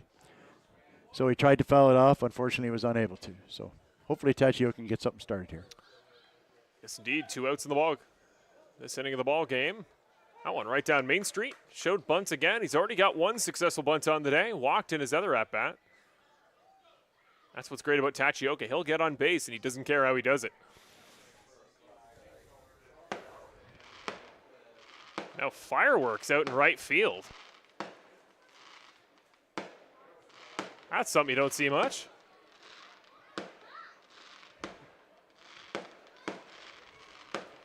Not sure what we're celebrating today. To be fair to the fireworks, if this ball game started at the posted 7:15, we may be done by now. I don't entirely blame them, but those are going to have to come to a conclusion. We're going to carry on with the at-bat. That one's in the dirt. Halen Knoll, I don't envy him right now having a pitch with such a distraction out in right field. Always something different here at Arnold Anderson. I tell you what, they spent a few bucks on that display too. If Tachioka homers out towards those fireworks, this will be an all-time IBL moment. Yeah, you're almost, I mean, the thought of Tachioka hitting went over the right field fence here. Right. That's his spot this year. I'm kind of wondering. Well, our cameras, get ready. I want a camera out there ready on right field if that ball gets hit that way. They've stopped for now. Tachioka does get a bat on the ball, although it's straight out to center field. Catch made once again, and that'll end the fourth inning with a little bit more urgency than I think the Brantford Red Sox were hoping for. That inning, fly out to Bateman on his very first pitch, then the strikeout to Black. And Ren Tachioka gets himself into semi-favorable count. No luck there, flies out to the center fielder. Well, after 4 complete, we've seen 2 very different narratives, haven't we? We've seen Welland scratch something from nothing. They scored a run in the first inning with 2 out and nobody on. They got the first 4 guys on in the 3rd inning. And then 2 out and nobody on in the 4th inning. Whereas Brantford had gotten all over Knoll early on. And you feel like they should have had more. But again, they had 2 called third strikes with 1 out in the first inning with the bases loaded, in the second inning with runner on second. Might have been first and second. There was definitely a runner in scoring position. And, it's all about execution. It really is. And that's the difference between a first-place club and a last-place club. Welland is executing. They're executing the pitches. They're playing solid defense. They are getting the big hit when Ruther's in scoring position. Brantford making mistakes with 2 strikes, making errors, and taking third strike calls with runners in scoring position. And that's part of the learning process of not just playing good baseball, but learning how to play winning baseball. Yeah, you can call them intangibles, you can call them fine details, whatever you call them. It's just a professional sense of execution that the best teams in the IBL have every time they come to Arnold Anderson. And I would make the argument we've out-hit probably more than 10 games this season, at home even, some of the best teams in the IBL. We've had about 20, not even 20, probably closer to 16 or 17 home games. I think we've out-hit more than half of them. But the thing is, there's those details in between, bridging the gap from what you do with the bat and what you do on the scoreboard. And it's those little details, those little efficiencies that you don't always need to be flashy. You just need to be consistent. And I always invoke his name because he was so exceptional at it. But a guy like Max Schmarter earlier this year at shortstop, he provided that sense of comfort defensively that we need to start picking up as the games go on towards the end of this year if we want to start keeping the score close. And games like this with such top teams in the IBL that we know we can hit against. I couldn't agree with you more. That's a great point. And, bunt there. And, at the end of the day, this is part of the process, right? I mean, it's getting later in the season now where you're hoping to, make some moves in the standings, but they're just not playing good enough baseball to do so. De Los Santos back for his 5th inning of work. Finally finds the zone in this count against Boucher, 2-1 against the left fielder. It just doesn't feel like a 6-2 ball game, does it? It really doesn't. Nice pitch there. Same identical spot. He's nailing that inside corner on these left-handed hitters. 2-2 now the count. That's that front door slider that I love so much against the lefties. Could see the 5th K of the day here. That one chopped right up over the head of De Los Santos. Barehanded, not in time. Bateman can't get there quick enough. Just a slow bouncing ball. That'll put Boucher on first.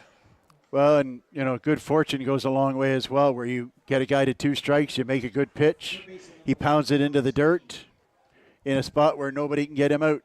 But one thing that is really consistent about this Welland team is that top to bottom, boy, they can run. They can all run. Even the catcher runs well.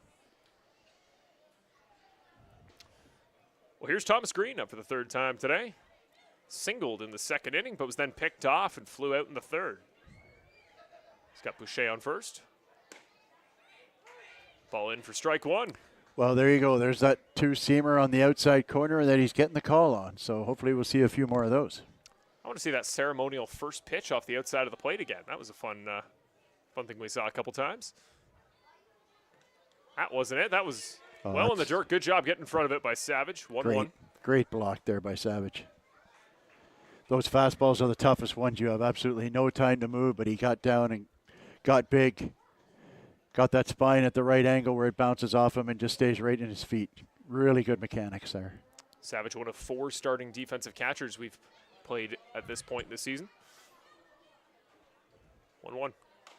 Ball fouled off and right into the I don't know what it is about that dugout this season, Brian. The road dugout is just a magnet for fouled baseballs, and a little bit of annoyance there off of Thomas Green as he stepped away. I think he thought he had that one timed up.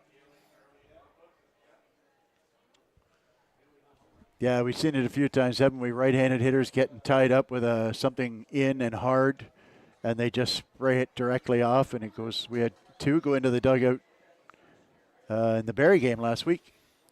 Another nice block now there. 2-2. Another great block by Savage.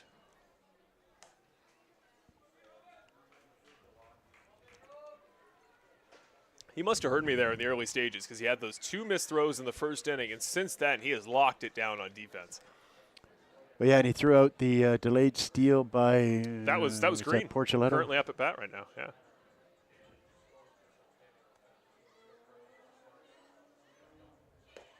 Two now 3-2. Another good hitter-friendly or pitcher-friendly count. Pardon me, has gone back the hitter's way. Full count now. Grayson Barrett now on deck, filling the spot in the lineup. Initially was Gio Morelos. He was ejected in his very first at bat of the day. I'm a fan of a low outside 2-seamer here. See if he can roll over, get a ground ball. That one right back at Delos Santos. Goes by him. Fielded cleanly by Black. The runners won't advance. They'll stay at first and second, but another very pitcher-friendly count goes back the other way on Pedro Delos Santos. Well, he hung a slider there, and he almost got Charlie Brown. First baseman number 24, Grayson Barrett. I don't think I've ever heard Charlie Brown before. Is that a common? That's a fun way to put it. That one got a rise out of our director.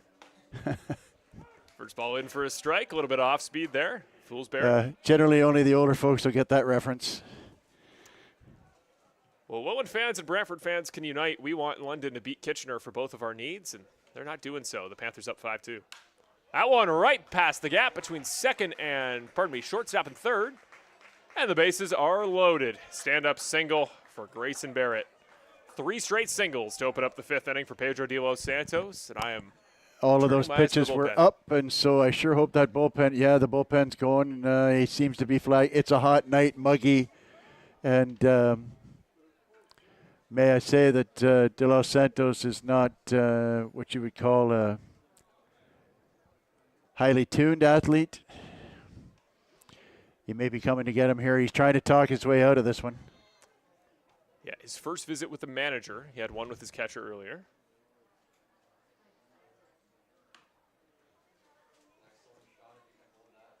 Bit of a chat here happening. I believe, if my eyes don't deceive me, which they may, I believe it's Colby Klepper warming up in the bullpen. Kind of a reversal of what we saw earlier a week ago, Brian. It was Klepper starting, swapped over in the third. To Delos Santos. That was last Friday. Now Delos Santos has started the ball game, has made it to the 5th.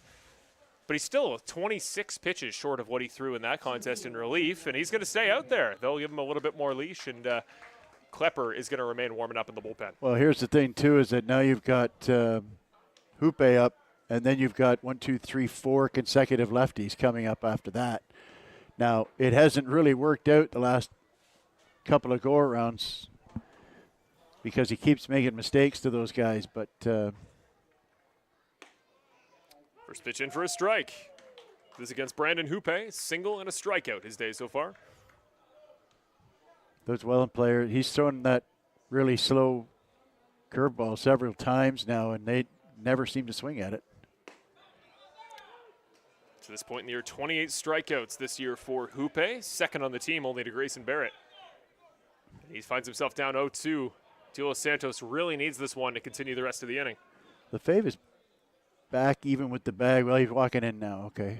Swing and a miss. Savage gets in front of it, and he's back. Finally, a strikeout in this inning will stop the bleeding for the Welland Jackfish. 3 straight singles, but he struck out Hoope for the 2nd time today. Well, yet another fantastic block out of Savage there. That was a tough one. Again, those hard pitches are really difficult to be quick enough to get in underneath. So now you've got the top of the order. or excuse me, 9-hole hitter up now. You've got Pates. Yeah, Ryan Patrez up for the third time today. Looking at runners on all 3 bases. 1 out in the inning. Big opportunity here. Make it his second ever start for the Jackfish. First pitch in for a strike. Third time he's seen De Los Santos today. Has had the better of him so far. If I'm calling pitches, Patrez doesn't see anything hard. It's all sliders. It's all breaking balls. Swing and a miss on 0-1. Savage once again blocking it. Probably the most blocks we've seen in an inning in a very long time. Same thing. Till he proves he can hold up on it. So here's the No time 0-2. to outsmart yourself. Sorry, Marshall. Just no time to outsmart yourself and think he's going to hold up on a 2-strike fastball. Oh, my. Wow. So it looks like that wide zone that goes the way of the pitchers against righties doesn't carry over to lefties. My hometown favoritism just got tweaked there a little bit. Here's the 1-2. Been calling that one all night. Swing and a miss. Unfortunately, Patrez sat down on his 5th pitch of the at-bat. Make that strikeout number 2 in quick succession, and the second time in consecutive innings that Houpe and Patrez have been sat down by De Los Santos. So he's had their number, not so much the rest of the lineup. Well, if he can make pitches like that to Weisner, he'll get out of this inning.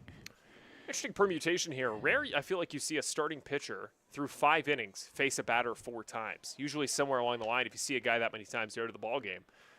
Weisner's 4th at-bat of the day through 5. Nice. First pitch in for a strike. Weisner bunted on to first. He walked his last at-bat. Now the 3rd straight inning he's had work to do at the plate. 2 outs, bases loaded. Well wide. Awesome job again by Savage to catch up to that one. Just keeping one eye on Lefebvre here, who's still up even with the bag, like he might get a bunt, but I hope he has the wherewithal that he should be coming home instead of throwing to first if he lays one down here. Would have been a movement by the runner on 3rd. Nice pitch there. Nice pitch. 1-1. Creeps back into the zone from the batter's inside. 1-2. Okay, so execution is the key here. We really got to make sure he does it number. It's a fastball in off the plate, or a slider out off the plate. No strike should be thrown here.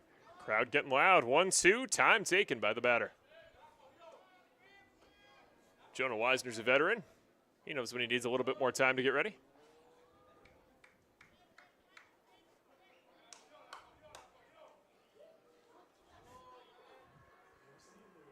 Yeah, I like the fastball in, but we'll see where they go. Here's the 1-2. Similar Wow. positioning.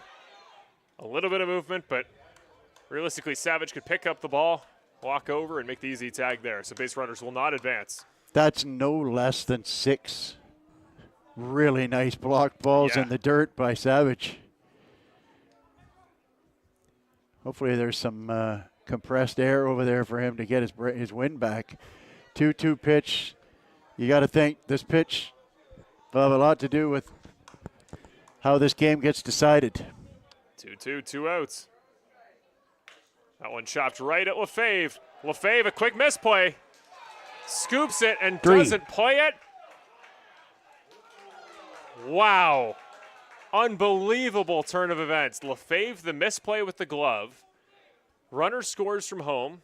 Coming home was Boucher there, who will score a run for the first time today. But then it was the attempted throw to 3rd, and he hesitated. If he doesn't hesitate, he gets him easy. But he kind of double pumped it. Green was already picked off earlier in the game. Definitely over-pursued coming off 3rd base, thinking he could come home, but Lefebvre couldn't make him pay, and depending how you're counting as the scorer, Lefebvre might have 3 errors on the docket thus far. First ball in, right down Main Street for a strike. This is Brandon Luther up to bat.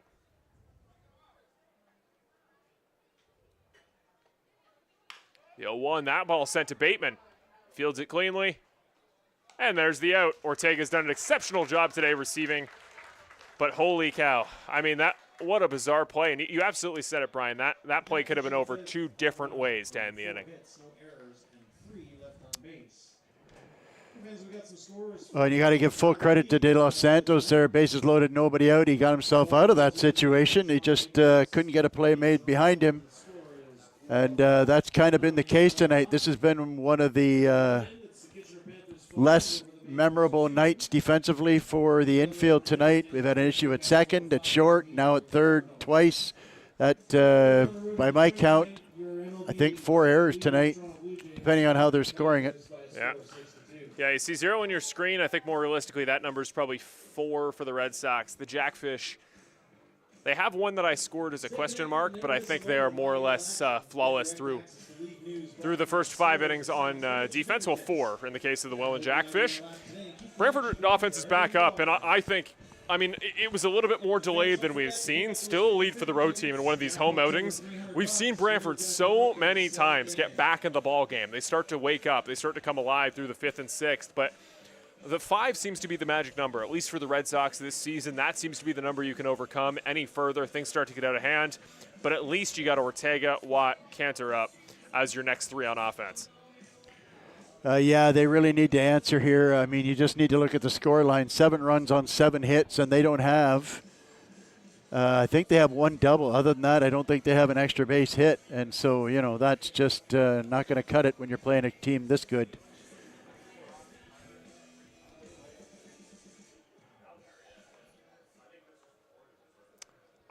I think there will be a lot of talk down the line. I think I'm going to be on a couple shows. It's definitely going to be a focus of the Brantford Red Sox report down the stretch here for the Red Sox. The question in terms of personnel, what do you do for next year? What does this team need to add heading into 2026? We've talked about it all year. I think you more or less have the pieces to make a great, at least league average offense. And in a league where 8 teams make the playoffs, that's what you want.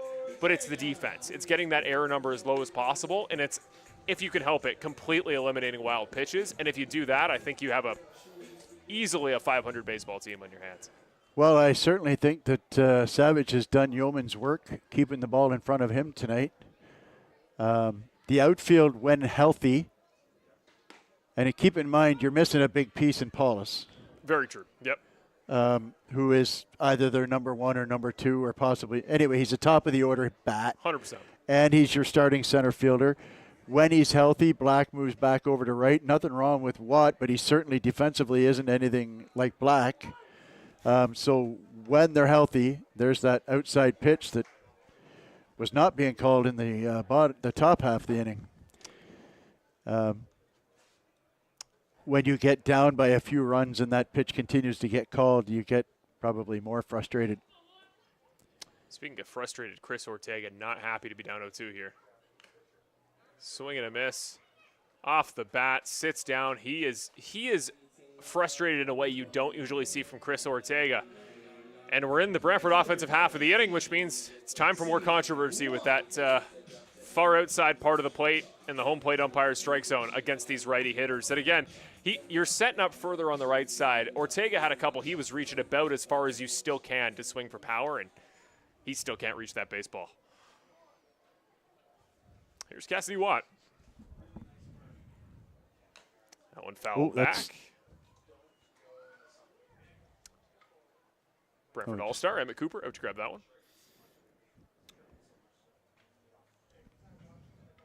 Yeah, it's a situation where he's calling it on one side, but you've got a left-handed pitcher and a heavy left-handed lineup.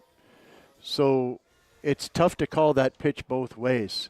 So you kind of set yourself up for criticism as an umpire when you're calling a pitch for one pitcher that isn't going to be called in the other half of the inning. And again, I have no qualms if you're going to go off the plate outside. I mean, I did it myself many, many times. Just got to do it both ways. But it's got to go both ways, except for it doesn't work both ways when you're throwing a lefty. And you know, the lefty came out before the righty, if you follow what I'm saying. Like Watt hits that one to second. Not fielded cleanly. Rolls through on him. Thought he got in front of it. A little bit of discomfort, slow getting up. The second baseman does get to his feet, and Cassidy Watt on there. I believe they'll call that one a scored single. The shortstop, number 9, Jacob Conta. Yeah, it makes you wonder what if Aiden Colangelo, manager today for the Brantford Red Sox, if he knew what he was going to be looking at in terms of the zone, Klepper might have gotten the start just like last week. Throw a righty out there that really likes to control the outside of the zone. At least give it a fair fight, but... Yeah, fair point. But having said that, it goes contradictory with what we saw last week when De Los Santos came out and threw 112 pitches in relief. And a lot of people were asking, if they'd have started De Los Santos, including me, to be fair. So. Would they have won the game? Everyone has 20/20 hindsight. In fairness, Jacob Cantor, he's up for the third time today. Watt on first in front of him. That one low and wide, evens the count up at 1-1. Cantor's day today. He's added to both the walk and the strikeout column. One apiece, walked in the first, struck out in the third. Andrew Savage now on deck.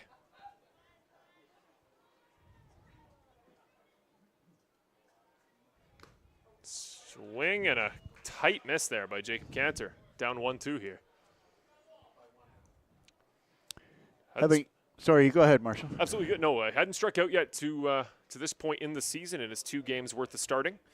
He's got 1 in the last at bat. He could have 2 after this one.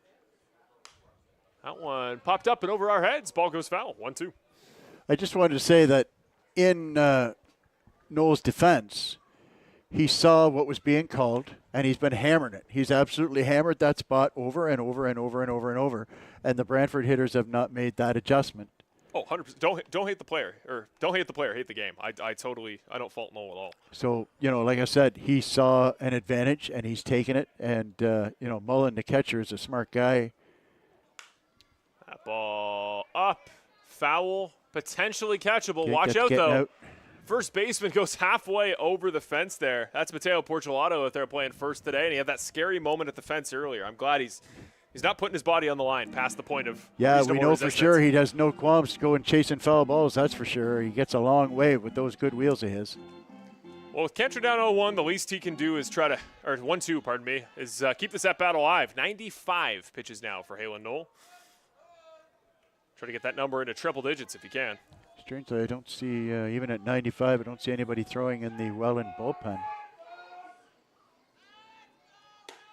Ooh. That ball close and up towards the head of Cantor. Luckily, stays out of the way. And do you know what this is starting to remind me of with the bullpen situation? Remember Barrie last week? Yep. They did not want to put another arm in between their starter, Benitez, and Sano. They wanted to go straight SP to CP, and they unfortunately had to throw in our reliever in the 8th, who gave up the 5 runs. Torres, who couldn't find the strike zone. That ball up and out towards the parking lot. Luckily not quite down the line enough to put your truck in any danger, but count remains 2-2.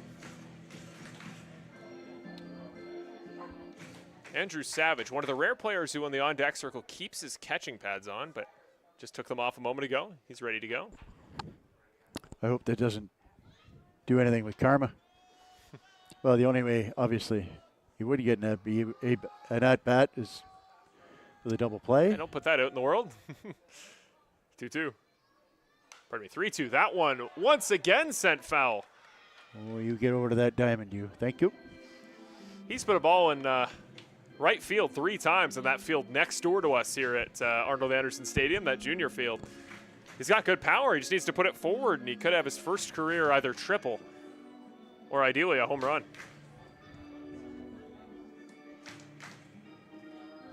He's had a couple of real battles with Noel tonight, hasn't he? He had a 9-pitch at bat earlier. For a guy who generally jumps on pitches early in the at-bats, he sure had a couple of battles tonight. 2-2. Runner goes. Loses the baseball. Full count. There's Dropped that ball by Mullen, and he's had a couple struggles today keeping that baseball in the glove behind the dish. There's that speedster, Cassidy Watt. That's left fielder, right field sensation, speedster, Cassidy. That might be the first one of the year for him, if I'm not mistaken. I think you might be right. Let's double check that. Let's have our statistician check that. Cassidy Watt, yeah, swipes second base. Au contraire, that is his 4th stolen base of the year. Good for him. That ball out towards the gap, potentially going to come down to the right fielder. Yes, it will. Brandon Hoope.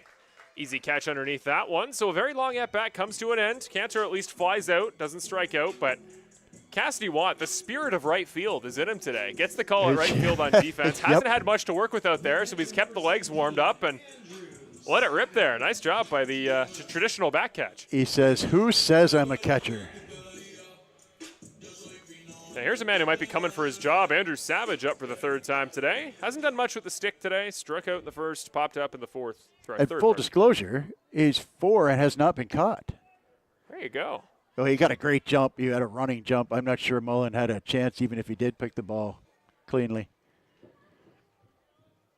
To his credit, giving me a lead that big. I don't know if I swiped that bag. So I've said many times, you do not have to be a fast base runner to be a good base runner. Smart's over speed sometimes. The 0-1, now the 0-2. Savage misses that one. He struggled a bit against Noel tonight. Has not seen the ball real well. Hopefully he can fight through that, get a 2-out base hit, score a run with that speedster Cassidy Watt out at second base.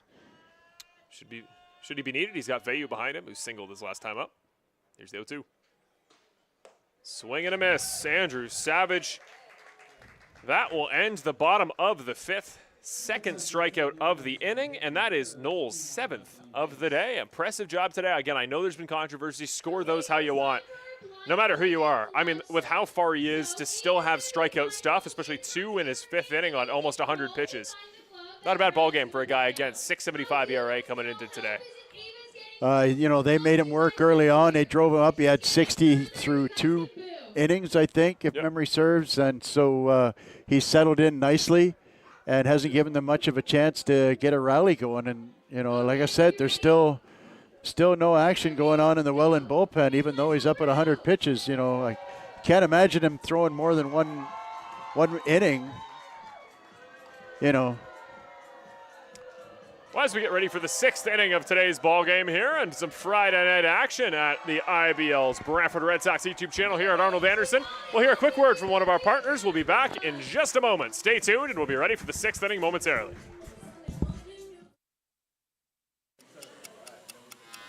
Hardline drive up the middle. Whoa! Lindor out of nowhere. How did he do that? That Lindor can play. I don't know about that hair. And don't get me started on those gloves. I don't know. I kind of like it. It's time for a revolution. The Ref 1X by Ronald.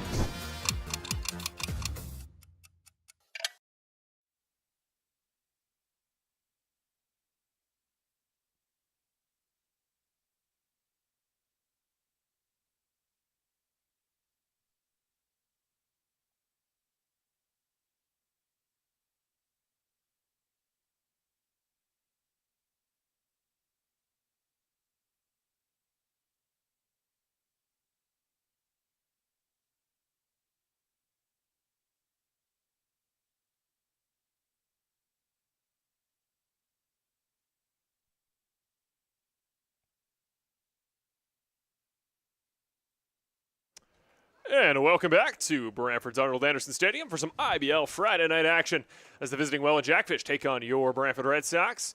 Ready for the top of the 6th, and Pedro de los Santos. His number was 111 pitches last Friday, a week ago at a relief. He's trying to beat that tally today. Mateo Portolato up to bat. He's 3 for 3 with 2 RBIs, 2 singles and a double to this point. He's been great. And I think we'll know right away if De Los Santos still has something left in the tank, because that was his 100th pitch to start his 6th inning. That ball chopped right towards the first baseman. Legging it out is Bateman. Oh, no tag. I think he was a little worried to step on the bag the angle he was taken, and the base runner could have been an opportunity for a little bit of a misplay with the feet, and Portolato is on with a legged out 3rd single of the day. Well, that one's on De Los Santos. He didn't get off the mound. That's the first thing. When you are a pitcher, any ground ball hit to your left, your first reaction is to bust it over to first. If he gets there, he gets an out. All you got to do is beat the batter runner to first base, and you get an easy out there. And he hesitated before going over, and it cost his team an out. So sometimes a pitcher can be his own worst enemy. That's generally when we're yelling from the bench, get over. Or a catcher will generally yell that as well. That ball fouled back and over our heads by Robert Mullen. Taking a look around the league, bottom of the 8th there in that contest. Kitchener now up 6-3 against the London Majors. The Jackfish fans don't want London to win. Us Brantford fans don't want Kitchener to win. So that contest is going the way of one of us. That ball low and inside. Ball 1, evens the count.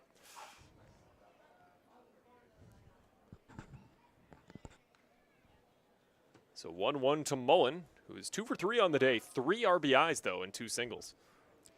Well, you have to wonder if he's going to carry on past Boucher. Runner goes. Hit and run successful, although the ball tracking well out to Brody Black. Ball comes down. Is well caught there by, I think that's Cassidy Watt, who took an extended left shift there. It is. He was playing very shallow. That was kind of a weird one where, truth be told, you would want Black to make that catch because he is running toward first base. Would have had a much better chance to double that runner off. A veteran on defense, but not exactly at right field. Cassidy Watt going out of his way to make the catch there. So that'll be the first out of the inning. Portulato still on first. Here's Pierre Boucher. Came home to score in the 5th inning after he led off the inning with a single. Ball low and inside. Ball 1. Thomas Green on deck. He's 2 for 3 today as well.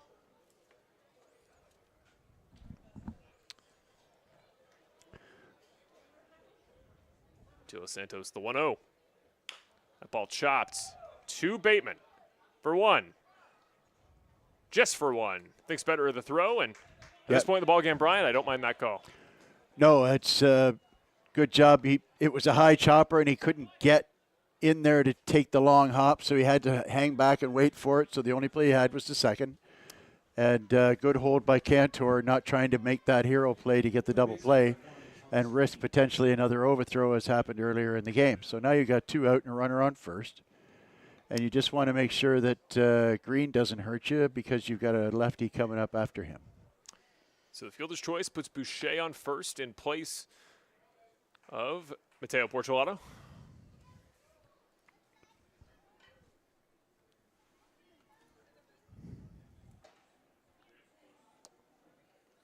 Oh, that ball, wild pitch as the runner will advance. He just got on to first. And now will move his way on to second. That was Pierre Boucher, the beneficiary of the wild pitch there. Often those for us, Brian, will score a run. So.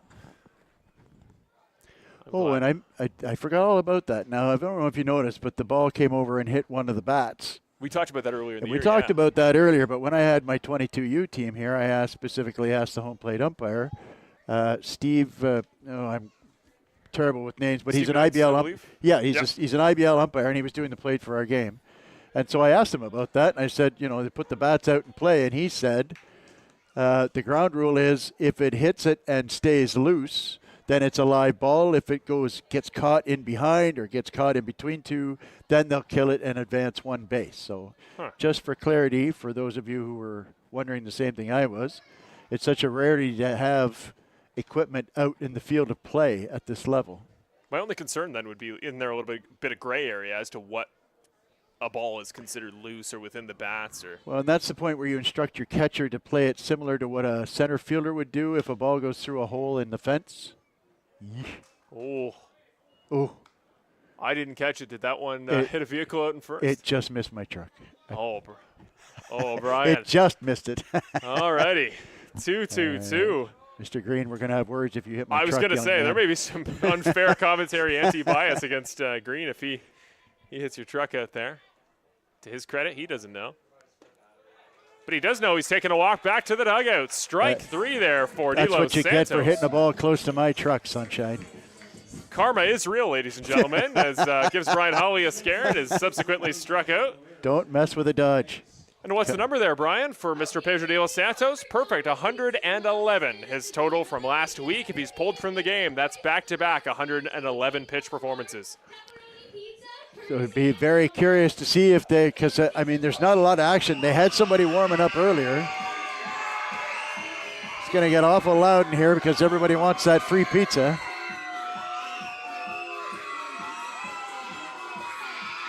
To be fair, how can you blame him? This ball game going into the late hours compared to the projected start time. we often tend to get post-game pizza here at Arnold Anderson, at least the crew here that work on the Brantford Red Sox IBL YouTube broadcast. I made the poor decision of getting a pre-game pizza from Tim Hortons. I don't know if you've had the chance to try one of those Tim's flatbread pizzas. They got like some sort of dinner deal going on now.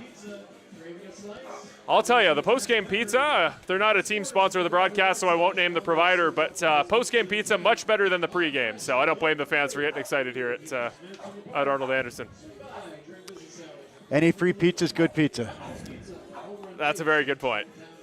That's a very good point. I think going forward, my big thing I would urge is, with the OHL a lot, I've worked a lot with the Brantford Bulldogs. You get like the if your team wins or scores so-and-so, you get some sort of incentive. I think the Bulldogs offense, we could definitely keep that in play. Get a certain number of runners on base or something like that, earn a pizza. Strikeouts. Strikeouts would be a great one. Yeah, who does that now? I think, I'm trying to remember now, but I call games for the Stratford Fighting Irish senior hockey team in Stratford. Okay. And the deal is there, when the home team scores 5 goals, then everybody gets a free Domino's pizza. There you go. Or is it 6? Pardon me, 6 goals. Yeah, the Toronto Raptors, I've been to a couple games the last couple of years. They do, I think if you score 100 points, you get a free pizza coupon. And I go to use it. There's only one location in all of Toronto you can use them at. It was, that's what it was. It was 6 strikeouts at Pizza, you get a free slice. There you go. If you're out there. First ball in the dirt here for Jeremy Veilleux. He'll open up the hitting for Brantford's side of the 6th.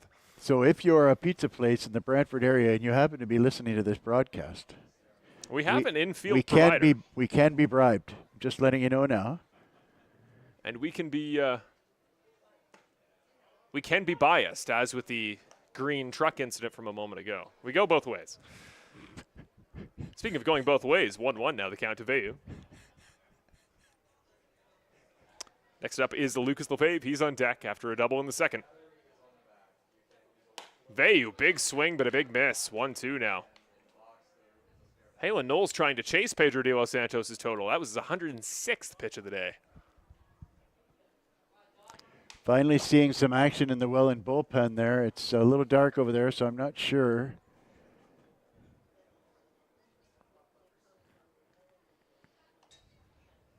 Swing and a miss. Jeremy Veilleux sat down today for his second time, and quick count, that is the 8th of the day for Halen Knoll. Well, yeah, they didn't get him early like they could or should have, and he's really settled down in the last 3 or 4 innings. He's been quite solid. I'm not sure they've had much of an opportunity to score runs on him. It's not entirely a fair stat given the plethora of righties in our lineup, but 8 strikeouts today against righties, none against lefties. First ball right down Main Street. Strike 1 on Lucas Lefebvre. Yeah, I'm not.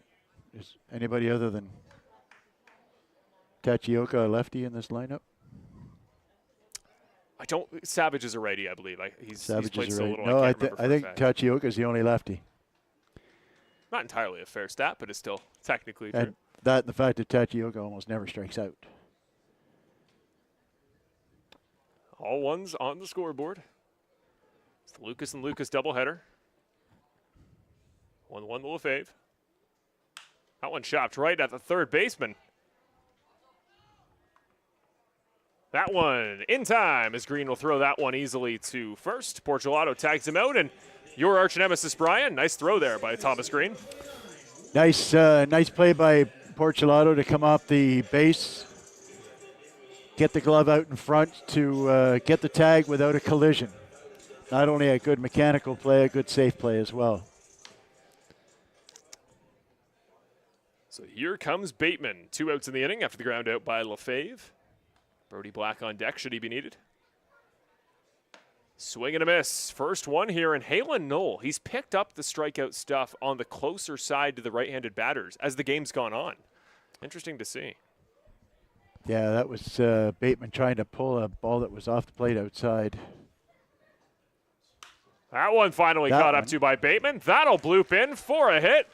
Bateman's first of the day. He's on first with a single. That was the opposite. That was, instead of trying to pull a ball that was outside, he got another one outside, and he hit it where it was pitched and served it up into right center. Nice piece of hitting there, and it's very important that you get the runner on and get the top of the order back up and try and nibble away at this lead. And again, pay back Welland as they've been doing to you. 2 out and nobody on. Let's see if they can generate a run here before Welland gets the third out. Fourth time up today for Brody Black. That one well wide and outside. Ball 1. And I almost wonder here at this point if Knoll has Pavloved the offense here for the Brantford Red Sox into expecting that outside ball to the righties. That he's working it back, and he's ringing the proverbial bell, but they're not getting a treat in the Pavlov scenario. He's really, I mean, that was his signature outside, and I think he did get a swing. Yeah, he did. It's unfortunate when you're ahead of the count like that and wave at one that was well off the plate. That's bet he won't do that again. 1-1. Low in the dirt. It was the right spot horizontally. Just dropped it a little too far. 2-1 now, the count to Black. Tachioka on deck, but 2 outs in the inning. 115 now for Knoll in the pitch column. Yeah, you'd have to believe this is his last inning. I feel like it's a lefty warming up. 2-1. Up and over our heads. Ball's going to go back foul. 2-2-2.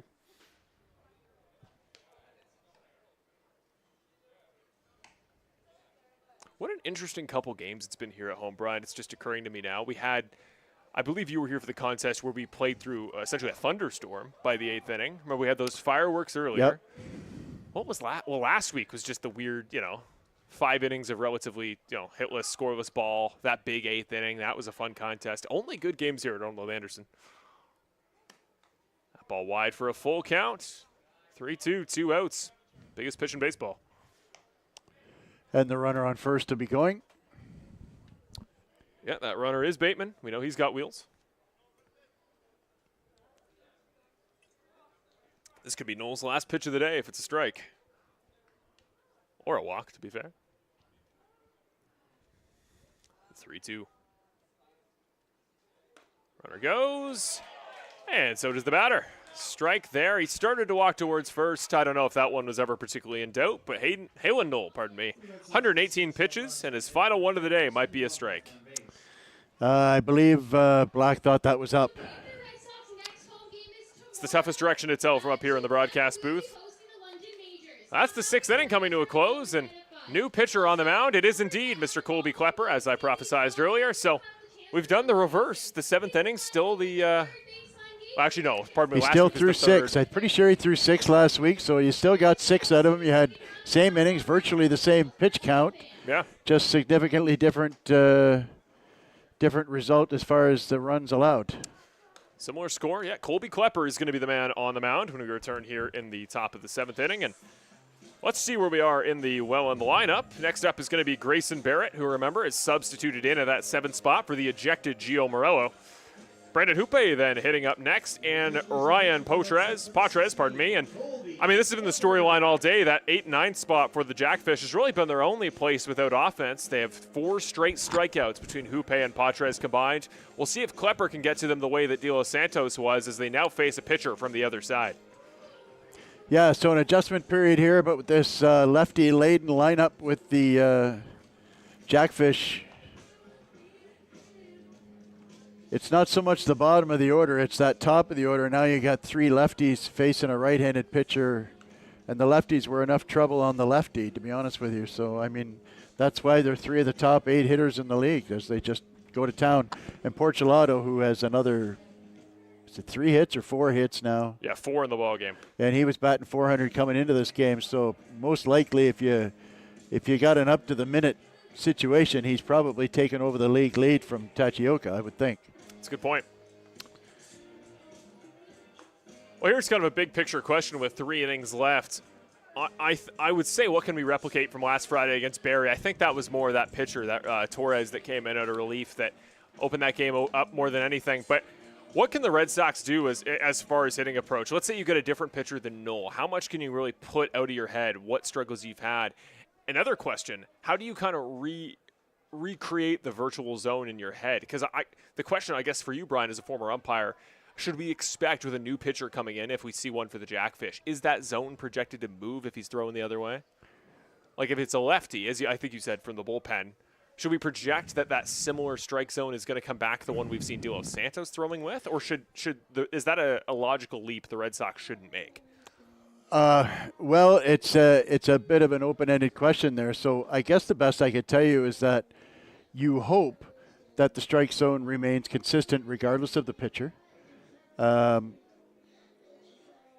a discussion going on the mound there. I'm not really sure whether they're discussing whether that's a visit or not. Yep, they're calling that a visit. So before he's even thrown a pitch, a mound visit there with Colby Klepper. Manager's going to come out and take exception with that, and Savage not happy about it. So for the people at home, those that might not know, what does that decision as an umpire come down to? How do you make that determination? On whether it's a visit? Yeah, what constitutes versus a quick, meeting between pitcher catcher? Well, at the end of the day, I mean, if you're going out there to discuss strategy, if you're going out there to ask him how he feels or if he's, if his arm's sore or whatever, that's an injury visit. That won't count. But if you're going out there to discuss strategy, that's a visit. It's pretty cut and dried, I think. So I'm not sure what the argument might be there. Is the argument kind of during warm up? Is there a little more? I'm not going to lie. I'm not part of the email circle that tells umpires, what might constitute not being a visit. Right. But as far as I'm concerned, if you go out and talk to your pitcher, it's a visit. Seems straightforward, but sometimes in baseball we like to complicate things a little bit. Well, that big number in the pitch column for the Red Sox, a reset. Klepper's third of the day. That one and struck, but foul over our heads for Grayson Barrett. And well, he came in the ball game after Morello's second inning ejection. Has since grounded out in the third, and then he had a single in the fifth, one of three consecutive that got the Welland Jackfish on the board in the fifth. Here's the 1-2 for Klepper. That one sent over the head of the shortstop, well into left field. Tachioka out there all the way to the fence to grab that baseball. Black will be the one to actually play it back in. Throw to third, runner holds it second, and that's a double for Grayson Barrett. Yeah, pitch up and out over the plate there, and a good piece of hitting by Barrett. Again, just hitting it where it's pitched. Let the velocity of the ball do the work for you. Just get the bat head on it, drop the bat head on it, and send it out into the gap. I was a little surprised how much roll there is out there compared to, there seems to be a lot more roll out in left field than right field. The ball goes out to right and dies. Right. Whereas out to left field, it looks more like it probably did yesterday before we got all that rain. Yeah, a lot to investigate in the offseason about certain characteristics of this field. So what would this then be considered? Well, this meeting will be about what signal is the indicator for the pitch. You got a runner on second. You have to go to a signal system to make sure they don't pick off your. Which is why home plate is moderating, the way the umpire is there, ensuring the content of that conversation. Right. So, like I say, I am not really up to speed on what content constitute a visit. It's an interesting mistake to make as a player, if in fact it is one of Klepper or Savage's mistakes there. That one in, first pitch strike. Well, and that's an interesting one there because that looked like it may have been just a little bit off the plate, which would be consistent with the strike zone that's been called all night long. I've talked about the Houpe and Patres doubleheader here in the 8-9 spot. Back-to-back strikeouts and back-to-back at-bats for both players. That's a strike. You can bet there's nobody in the ballpark happier to see De Los Santos gone than young Ryan Patres. And his parents, who are sitting in the front row. Because he was overmatched against a hard-throwing lefty with a nasty slider. Here's the 0-2 to Houpe. Swing and a miss. Hoop, there he goes. Strikeout number one on the day for Colby Klepper. So make that his third on the contest. Five straight between Houpe and Patres. I think Ryan Patres, if he knew that stat, if he knew that it was going to be 6 in a row for the bottom two, I think he'd mash this baseball out of the park. Well, like I say, this isn't a bad. He'll be salivating over just by the fact that De Los Santos isn't there anymore. That one's in for a strike. Klepper's starting to find the zone well. Wisner on deck.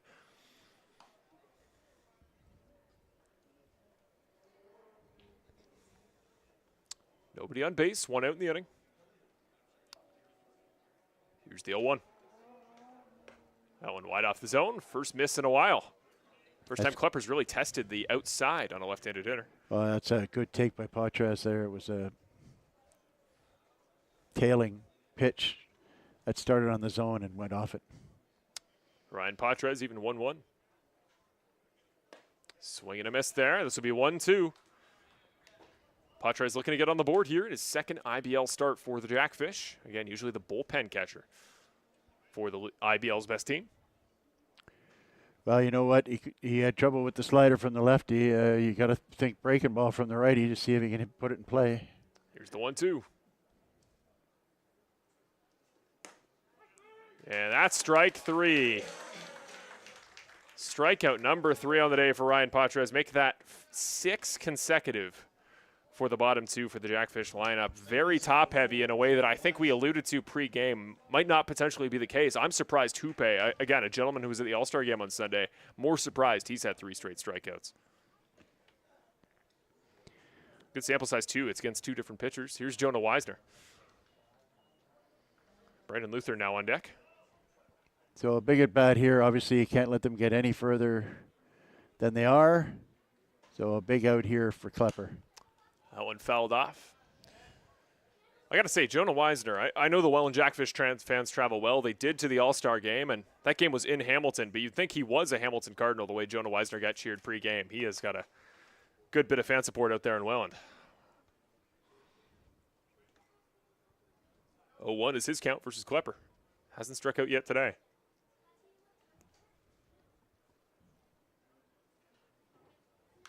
That one tipped back foul. 0-2. Klepper's got a chance to do what De Los Santos couldn't against Weisner. He was right on that pitch. 0-2, 2 outs. Could give it back to the offense with 3 innings to make up 5 runs. I think maybe you got to come inside hard here. Here's the 0-2 from Klepper. Nice pitch, too high, 1-2. It's a good waste pitch. Get it up there, see if you can get a chase. So now you've got him set up for a couple of pitches. You can go with the soft breaking ball, get it down below the knees, or you can throw the tailing fastball in the outside corner. The 1-2. That one well in the dirt. 2-2-2 reads the scoreboard. And remember, still a base runner on second. That's Grayson Barrett, who's in the Lucas Lefebvre spot of guy that's been on second base for what feels like a millennium. He's watched 2 different batters sat down on strikes. He's hoping he doesn't see 3 in a row. Ooh, a little bit of travel back towards the plate, but what was an 0-2 count goes full. Nice patience by Weisner. Well, he tried to backdoor that hard slider that he throws there. He just missed a little bit arm side. Good idea. Just didn't get the execution. You got to come in now. I don't think you want to throw any more runners on here. Full count, 2 outs to Weisner. Strike 3. Throw the bat before the strike call. 3 in a row. Bit of chatting with the home plate umpire, but likely took a cue, I think, from Gio Morello. He'll stay in the ball game, but how's that for an inning there for you for Colby Klepper? Not typically a guy. I'll double-check my numbers here, make sure this is true. 25 strikeouts, 12 walks. That's in 25 innings, so a strikeout per inning. That's the number you talked about before, Yep. Brian. But Yep, that's a solid number. I had like 3 in a row there to end off his first inning of work. Yeah, with a leadoff double. I mean, left him stranded there. Very important to do so. I feel like, yep, we've got... I'm not sure. Is that Gillespie?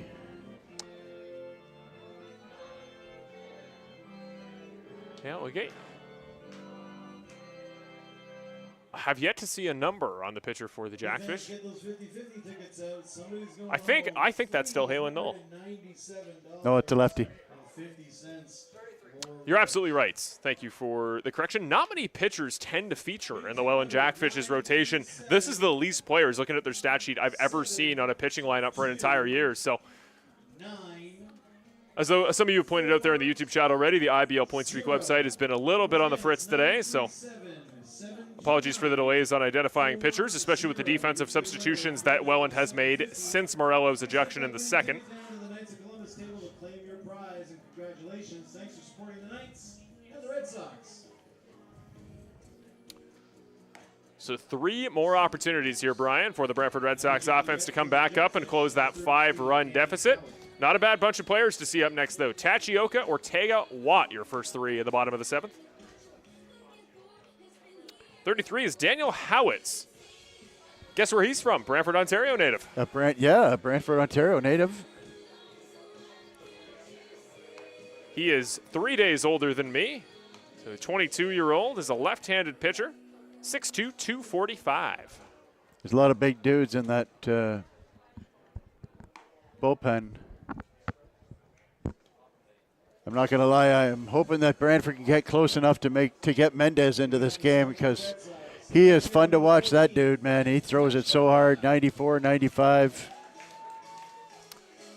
Well, we didn't see one of those feared top 3 in the Welland starting pitching rotation, but we are going to see one of their best out of the bullpen. Howitt's got a 1.55 ERA on the season, 15 strikeouts to 5 walks. He was towards the top of quite a few IBL relief pitching ballots for the All-Star game. Tachioka, nice bunt there to reach out for that one. And he'll leg that one out every day of the week. Tachioka's bunt, I know we're sometimes critical of the moments he does it, but when he catches up to one, and that one was just off the tip of the bat, he can leg him out like nobody's business. Well, that's a good time to do that. You know, they need base runners. You're up against the lefty, you may as well drop one down, especially when you throw one down like that. What a great bunt that was. That was just as good as Wiesner's bunt. I think it was Wiesner that did the bunt earlier in the game, I think in the 3rd inning. Well, that's Wren's second of the day there. Led off his day with a bunt in the 1st inning that later scored a run off Cassidy Watt's bat. So here's Chris Ortega. Watches the strike go by for pitch number 1, and he's had some frustration with the home plate umpire referring to Halen Knoll. We'll see if he gets a little bit more luck with Daniel Howitt.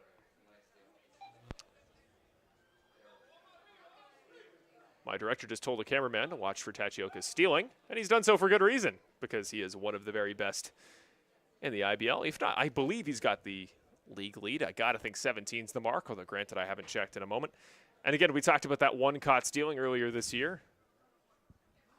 I will go off what my stat sheet says, even if my internal continuity says he's 18-0. Speaking of, there he goes. Mullen with the pop. That's past him. And Tachioka, I'm a little surprised. I don't mind the call to stay at second there for Tachioka. A little surprised he didn't go for 3rd. You know what, if it's 7-6, maybe he takes the chance, but it's 7-2, nobody out. Never make the 1st or 3rd out at 3rd base. Yeah. No, you're right. And I mean, where they are in the order, too, you got to think he got some good bats behind you. It's Tachioka now on second after the swipe. Swing and a miss. Well, this is my first look at Howitt. He doesn't have a lot of velo, but every pitch moves a lot. I mean, he's got a really live arm. 1-2 count to Chris Ortega.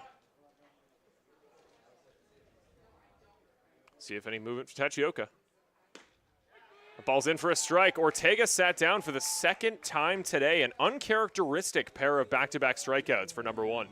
Well, he was not ready for that gas, that's for sure. He was definitely sitting off speed because that's all he saw the whole at bat, and then all of a sudden, zip. Well, here comes Cassidy Watts. He has been on first base twice today, once off a walk, once off an RBI single. He brought home the first run of the day in the 1st inning. And stole a base. That's true. What a moment there. Really cool stuff for Cassidy Watt getting his 4th of the year. What a Tachioka goes. And make that number 19 for Brendan Tachioka. Wow, I can't believe Mullen made that close. He got an absolutely monster jump. He should have walked into that base. But Mullen's got a hose back there, man. You better know what you're doing if you're running on that cat. If you're a pitcher like Howitt with Tachioka behind you, you got to take a page out of Dora's playbook and say swipe or no swiping. And he's not done so to this point. Tachioka, 2 in a row. Ball popped up and over our heads. Make that 0-2 for Cassidy Watt. Jacob Cancer on deck. Now an opportunity for Cassidy Watt to get a run driven in here to knock it down to a 4-run lead. It's getting late in the ball game, time to start chipping away. You got to put the ball in play somewhere. The infield's back. They'll give it to you on a ground ball. Got to put the ball in play somewhere. Ball in play should score Tachioka. That ball up and over the first base fence. Mateo Portulato back once again. He's put his body on the line a couple times. That one a little more out of reach into the bullpen. Count remains 0-2.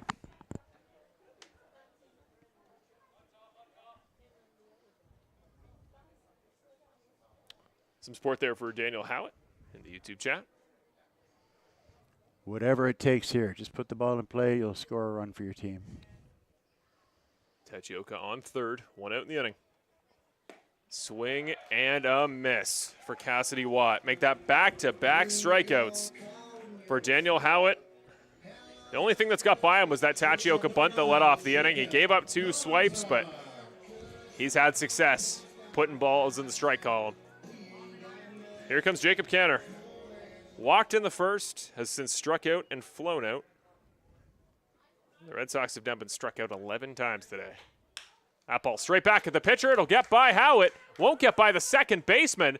Oh, what wow. a throw! Unbelievable! Oh my goodness, what a throw and what extension by Portulato. I cannot believe he made that play. What a ball player. Unbelievable. Well, that's, first of all, I don't think I've ever seen a second baseman that can run like Wisner. No. Holy cow. He was way out behind second base and then pulled a Derek Jeter, the jump and throw. He was practically out on the grass. I don't know if we picked that up with our center field camera or not. He was practically out on the grass on the third base side of the infield and hosed the runner at first. That is one of the best defensive plays I have seen in this league in a very, very long time. Wow, what a play. Is it over the top to say there might be only one defensive second baseman that keeps this ball game 7-2 in the entire league, and it was Jonah Wisner, who started for his conference in the All-Star game for good reason. And I think, to your point, impressive for that athleticism from a second baseman. I think it's just because of how good Brandon Luther is, and that's the opportunity you get when your team is so talented and so skilled as athletes, is you get guys that are probably more of a shortstop profile playing second, because it's a logjam on defense, and that's where you get really cool plays like that from Wisner. He made the play a guy like Lucas Bateman's come close to making, hasn't quite found all season. And let's not go over the top of Mateo Portulato's head. What extension Great he had on stretch there, first yeah, base. absolutely. But the fact that he got the ball is only half of that play. The fact that he was able to hose the guy from where he was on the infield, wow. All the momentum going the other way. He's up in the air. What a play. Fantastic. I am still in awe. What a play that was there for the Welland Jackfish fans.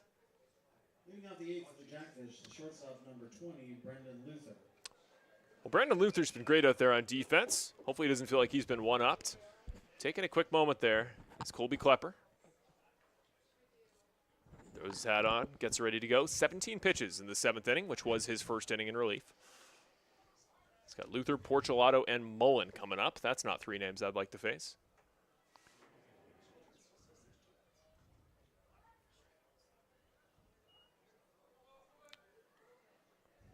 Here's Klepper.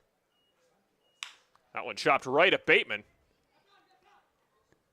Easily thrown to Ortega. Wasn't quite as flashy as that last play from Wisner, but they don't always need to be. Nice throw by Bateman. Yeah, just make the plays you're supposed to make. That's really all they ask of you on defense. Real good pitch there. Took a little bit off that and got him to roll over on a ground ball. It did jump up a little bit because it hit the front lip, but it wasn't much exit velo there, so wasn't a big problem. So here's one of many lefty bats in this Jackfish lineup. Portulato back for the 5th time today. He's 4 for 4 with 2 RBIs. Yeah, he's wearing Brantford out tonight, man.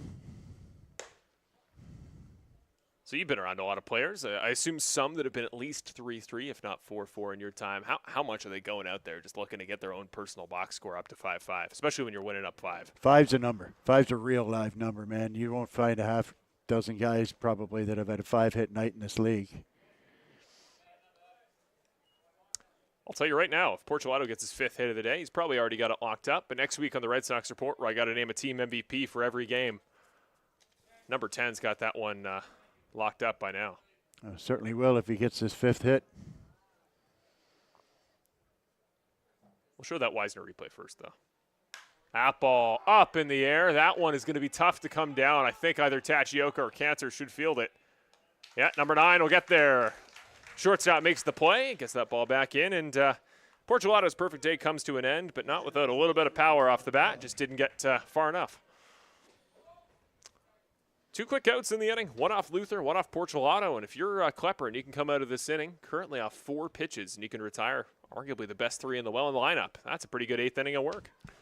Well, and this is an interesting matchup, power versus power here.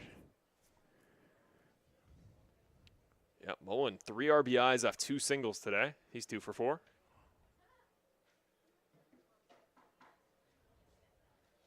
First pitch, that's hit straight up as well. Holy.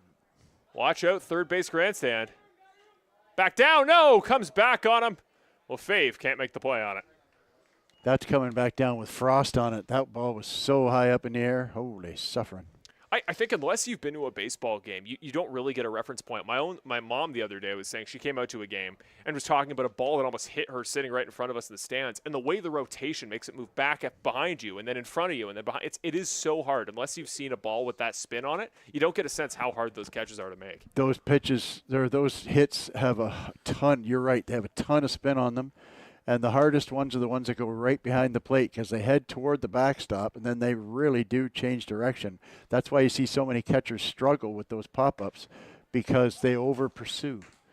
And that's what Lefebvre did there, where he over-pursued it. All that spin on it from Mullen.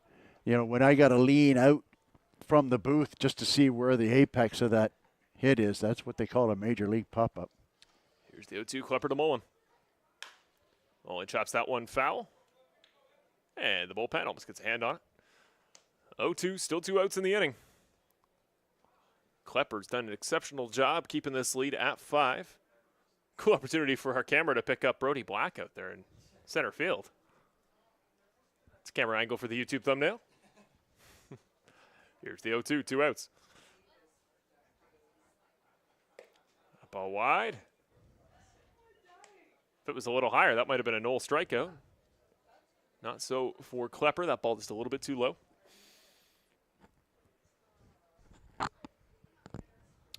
1-2 now the count to Mullen. Boucher If on you go deck. back to that same pitch, I would. You got three balls to play with.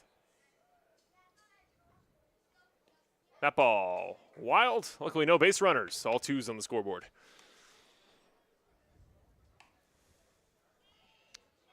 Here's All-Star Emmett Cooper. With a less than all-star exchange there with the umpire, a couple of them. It's a hard job. Like most jobs here, I couldn't do. Uniquely suited for this role.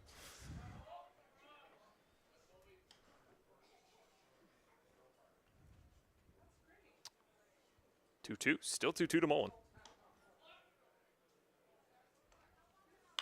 That ball up in the air. That one That might one's be even wild. higher than the previous one. A lucky fan here in Brantford should be getting a free chocolate bar for that one, as that has left the field to play. And the Still 2-2. unlucky pavement that's now got a dent in it from a ball that went 200 feet in the air. If we ever catch a ball up here, I better receive my free chocolate bar. I don't. I know I'm team personnel, but That's an interesting angle. You'll have to reach out for that one. 2-2. Swing and a great miss. pitch. Finally sits him down. Robert Mullen is Klepper's 4th K through 2 innings. And that'll cap off the top half of the 8th. Get ready for 2 more innings of Brantford Red Sox offense. Going to be led off here by Savage, Veilleux, and Lefebvre.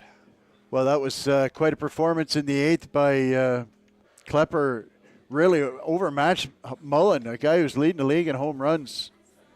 Popped him up twice and then busted him in with a nice tailing fastball that he had to swing at and had no chance to hit. So very impressive performance.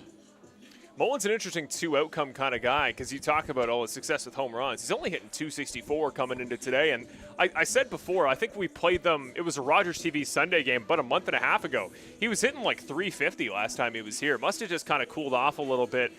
The power as well, but for Robert Mullen, when you've put up 33 RBIs on the year, he's got 28 walks. What an unbelievable number that is. What an interesting player. What an interesting profile as a batter.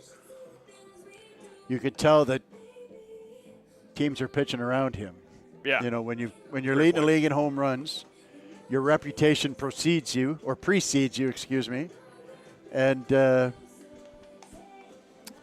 know, it makes him a tough out when you don't want to pitch the ball in the middle third of the plate. You got to dance around like that. You're scared to come in on him. Well, a tough night for Patres. He 0 for 3 with 3 strikeouts, and Mullen's got a little bit just of got the effect of pitching the dirt off the foot as well. I can't remember the source of the quote, but it was somebody was asked, a former MLB pitcher was asked who the easiest batter they ever, like the easiest star batter they ever played, who they thought they played the best. And his answer was Barry Bonds, which is an unusual answer. And then, of course, the reasoning being the intentional walk is the easiest pitch in baseball. So exactly. Mullen's got a little bit of that effect, surely not to the same level. But, I mean, that's the problem when you play a team like Welland. You can't walk your number 4 guy because then you got, you know, another team's there's a 3 300 guy hitter right sitting in behind him, yeah, for sure. Well, here comes Andrew Savage up for his 4th time today. 2 strikeouts, and he popped up in the 3rd inning. He's got Jeremy Veilleux behind him. Got some action in the Brantford bullpen. I don't know whether they want to keep Klepper in. He looks really good, but nice lunge there. Whoever is heading out to the bullpen hopped the fence with an extension I'm frankly quite impressed by. Here's the bottom of the 8th getting started. Oh, almost inside, really inside, clogging up the plate there as Savage tried to take that one off the elbow. Yeah, right on top of the plate there. Shades of Knowles pitching from earlier still even in effect.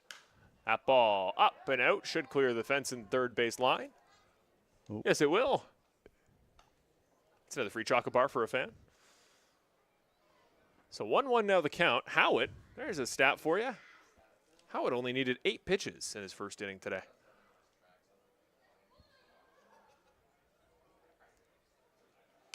That ball fouled off the other way. That is truck range for Brian Holley. Luckily, doesn't quite go that far. I have every confidence we're going to get through this one. That might be the worst commentator's jinx you've ever made. We'll see here with 2 innings left. I hope not for your sake. That ball pretty well struck, but out to center field where fly balls go to die. That ball well caught. And that's number 1 on the inning. Jeremy Veilleux now up next. Can of corn for Barrett.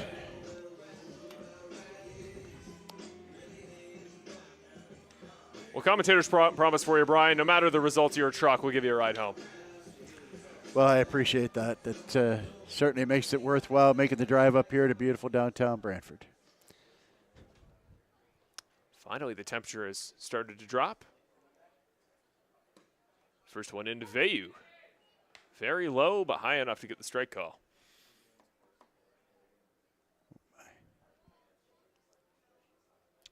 Here's the 0-1. Inside on the hands of Veilleux and a little bit too high. Even 1-1 now.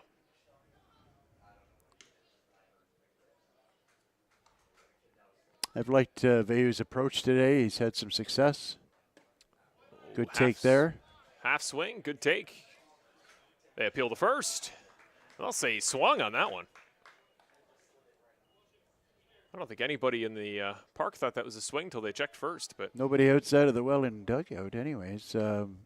Generally, when you have a long wait like that, for the umpire to ask, it means he was pretty sure that he didn't go. Over the head of the pitcher. Here comes Luther. What a play again by the Jackfish infield. Just unbelievable stuff today by Luther and Wisner. The range, the combined range of the middle infield of the Welland Jackfish defense is most impressive. Well, here's a gentleman who's had a little bit of struggle today on the fielding side of things. Lefebvre's had a couple go by him at 3rd base. He'd like to make up for it with his bat. Remember, he had a double in the second. And almost had a double in his next at bat, ripped one to the gap and left. But you're right, yeah, it's I don't know. Has he played third base this year? It's his first start for sure. He's played a couple at second. There is a big difference. The ball gets up on you in a big hurry compared to shortstop, and I think he played a little second as well, did he not? Yeah, 2 of his first 3 starts. So, you know, when you have a middle infielder move over to third, the ball gets up on you much quicker. So the timing of everything is different. 1-1. Swing and a miss for Lefebvre. Now 1-2, 2 outs in the inning. As a rule, with a shortstop or a middle infielder, you have time to surround the baseball and get pointed toward first base, whereas third base is much more of a reactionary position. The 1-2. Just barely wide. That must have been by a couple centimeters off the outside of the called zone today. 2-2 to Lefebvre, 2 outs. That ball at least keeps the at-bat alive. Tipped, fouled back. Good hack there. He was right on it.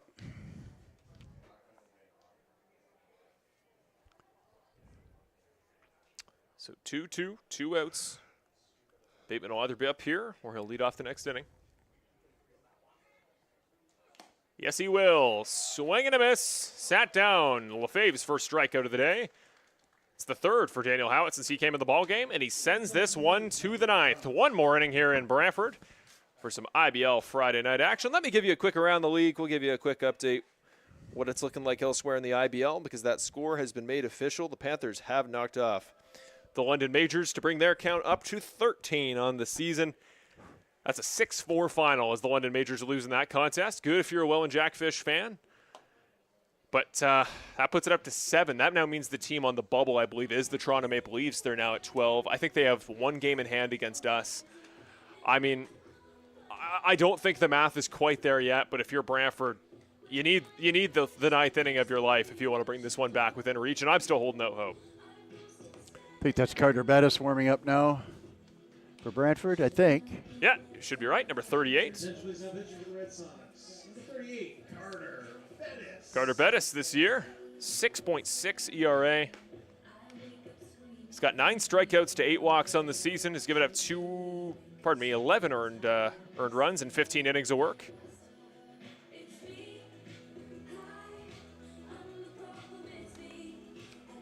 Well, it's been a learning curve for Carter. Like I say, I played against him when he pitched for the Kitchener Panther Juniors. I was a little surprised not to see him in the Panthers uniform, but So let me make a quick correction here to finish off my around the league out of town scores. Guelph wins tonight against Toronto at Christie Pitts. That ball game 11-9. Toronto, I don't know if you've seen their splits, Brian. Toronto they're reverse splits. They cannot win at home, and there's some rumors flying around about Toronto on social media. I won't bother perpetuating them because they're just rumors, but 3-14 at home for a ball team that is 10-5 on the road. Bizarre situation there. Anyways, Toronto, they did win last night. That was my correction, pardon me. Toronto came into today with 13 wins already. So the tally above us now, 13-19 is the Maple Leafs, 13-20 is the Panthers. And, of course, tonight coming into this game, we are 6-23. To finish that off, Barrie and Hamilton. That contest still live. Barrie currently up 8-5. I'd give you the inning, but, again, point streak having some issues tonight. Here's Pierre Boucher, likely for his final time in this contest. Strikeout, walk, single, and then a fielder's choice.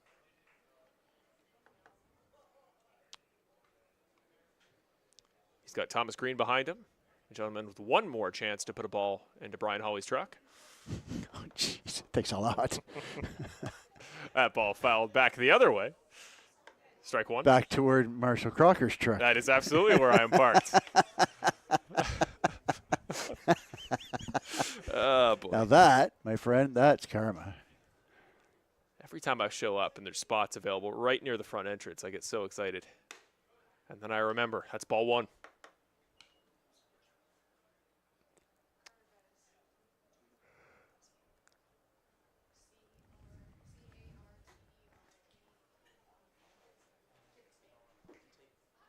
That ball wide, 2-1.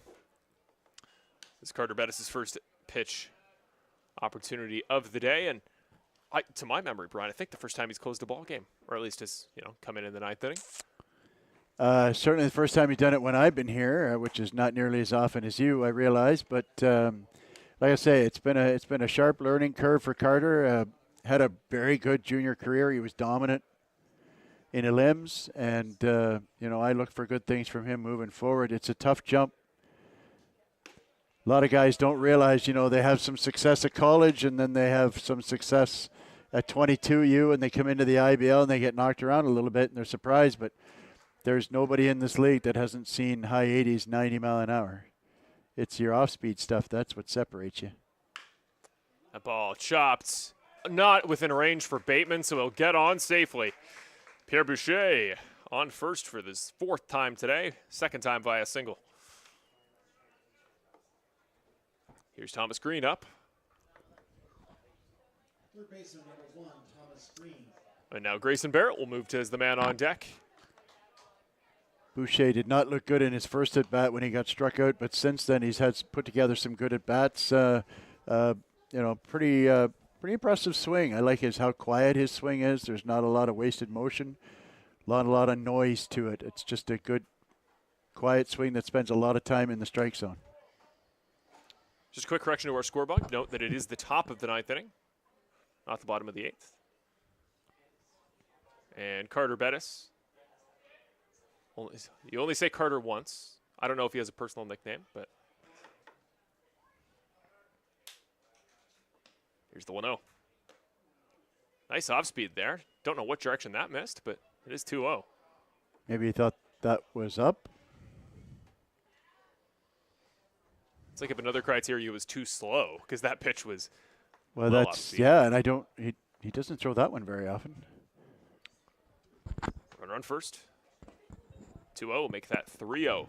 Bettis can't buy himself a strike right now. It's a 3-0 count here against Thomas Green, who hasn't walked today. Only 2 walks allowed today to the Welland Jackfish. That's something you can take away from today positively for the Red Sox. That one was fouled straight over us. That one even closer in the direction that my car is parked. Well, I mean, Dos Santos' problem was not his ability to throw strikes. He threw a lot of strikes. In fact, it could be argued he threw too many strikes. Yeah. Especially on 0-2s. We talked about that earlier. We talked about that. You don't want to beat it into the ground, but you get a team, you get ahead of a count, and you really want to make sure you make good pitches. And that's a walk for Thomas Green. Base runners now on first and second for another IBL All-Star reserve, Grayson Barrett. Grayson Barrett, you got to wonder if there's any extra encouragement for him. He was beat out in voting for the All-Star starter spot by our very own Chris Ortega. He's the gentleman he beat in voting there. And just an example of the depth that is the Welland Jackfish. I mean, he didn't even start this game. The only reason he's in the game is because Morello got tossed. We had a running joke, a couple of us watching from multiple teams at the IBL All-Star game in Hamilton, where we referred to their side of the All-Star Conference team as Welland Jackfish and others. Et al. Et al. Yeah, there was about 11 of them. That ball, once again, just misses the glove of Bateman. Not on him, just outside of the range. Ball thrown in on Savage, and the base runner goes by. That was Pierre Boucher coming home for his second time today. Make that lead 8-2, Welland Jackfish. Double there for Grayson Barrett. That's his second double. The 7th spot in the lineup is 3 for 5, but it's 3 for 4 for Grayson Barrett. His day today, since he grounded out the first inning after Morello's ejection, single, double, double. He might be telling the manager, hey, maybe give me the start next time. Well, like I say, here's a guy who is basically an all-star. He wasn't even in the starting lineup. To his credit, I mean, Chris Ortega's big shoes to fill. As a proud voter of the All-Star game, there was consideration, but once you look kind of into the numbers, especially with what Ortega had to work with, there's a lot of criterias with All-Star voting for me, and a lot of things you try to consider. You try to have situation play into it a little bit. the RBI total is just that's not really a number you put on Ortega to a certain extent, and that was one of the big discrepancies I heard from people. Is Barrett, I think at the time, he's got 33 RBIs now. I think at the end of All-Star voting, he was closer to 26, which is still a crazy number, but you think about what you do in a vacuum as an individual batter. I think Ortega just had him pipped there, but Barrett's proved me wrong today. What a day he's been having. So runners now in second and third. This is Hoope. 3 straight strikeouts in his game. That ball barreled. Oh my goodness, that one's traveling. Black does settle under it. Sack fly, 1 run should come in. Will 2 come in? No, they won't. That ball rolled to a fave. Runner comes home. The sack fly for Brandon Hoope, and had that been hit even slightly more on an angle left or right, that ball likely would have left the park. Boy, he got a hold of that one, didn't he? I tell you. So that was Thomas Green that just came home a moment ago. And Ryan Patrez, similarly, Hoope's broken up the 3 consecutive strikeout streak. Can Patrez do the same? Well, you would think that he'll do a similar thing to what Hoope did and jump on an early pitch. The first good one you see, you hack it. See ball, hack ball. Ryan Patrez does get on base here. I know 4 people in the front row that'll be excited. I'm surprised there. He got a fastball because they've been feeding him a steady diet of breaking balls all night long. He got a fastball early in the count over the plate. I'm surprised he didn't get on it. 0-1, 1 out. Patrez, that one sent off towards the right field line. He'll bring the run home. His family in attendance, Ryan Patrez. RBI single puts the Jackfish lead up to 8 and the total into double digits. Say what you will. Good for Ryan Patrez and his family. Talked to them today. They were real nice folks. His mom's a sweetheart, too, and she's down in the first row doing a little soft shoe dancing because the young fella got himself a hit in the IBL. His mom's second best steps in the facility today after Ren Tachioka. That ball low and wide. Ryan Patrez. Free trip to second. If he really tried, he probably could have legged it there for third once again. I think Savage has just kind of started to get into a casual zone, let's say, when these balls go by. Yeah, well, that in a 10-2 in the 9th inning, it's not really a time where you're looking to take an extra base. He's done so well to block today. I know he's kind of taking his foot off the gas pedal on that front. He's had a really good game behind the dish. With the exception, I guess, of that one errant throw. Well, he's certainly done yeoman's work. He's made that one inning, I think it was the 6th. Yeah, I think you're right. Was it like where he must have 4 or 5 blocks? 6 or 7 blocks. It seemed like it anyway. It seemed like every third pitch he was jumping around trying to block it. 2-0 the count.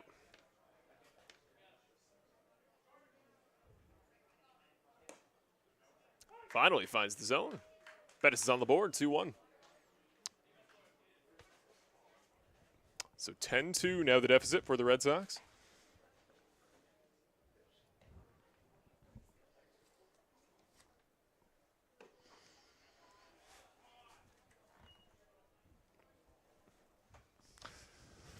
Ball number 3.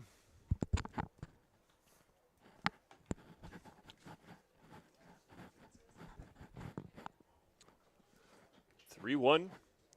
It's the count to Wisner. Back up for the 6th time today. And strike 2 is the home plate umpire. Full count here to Jonah Wisner. Started off hot. Struck out the first time he didn't get on base today. Could do it twice in a row here. Brendan Luther on deck. Time called. And the gentleman behind him, Brandon Luther. Weird day for him. 3 groundouts. Got to first on an error and an RBI single. Just a weird ledger for him. 3-2. That ball struck. Good power under it, but Cassidy Watt, today's right fielder, settles under it well. Throw back in, not in time. Runner will advance to third. That's Patrez. He's already got an RBI on the board today. His 2nd career start in the IBL. Could come home to bring a run home. Good pitch there by Bettis to get it up in the hands of Wisner and just sawed him off a little bit. Nice lazy fly ball. It's important for Bettis to continue to try to make good pitches moving forward. He got touched up a little bit today, obviously, but again, a young man, still coming into his own at this level. So you just got to keep working on some stuff, and brighter future for him, better things ahead. That's what I'm trying to say. First strike in there for Brandon Luther.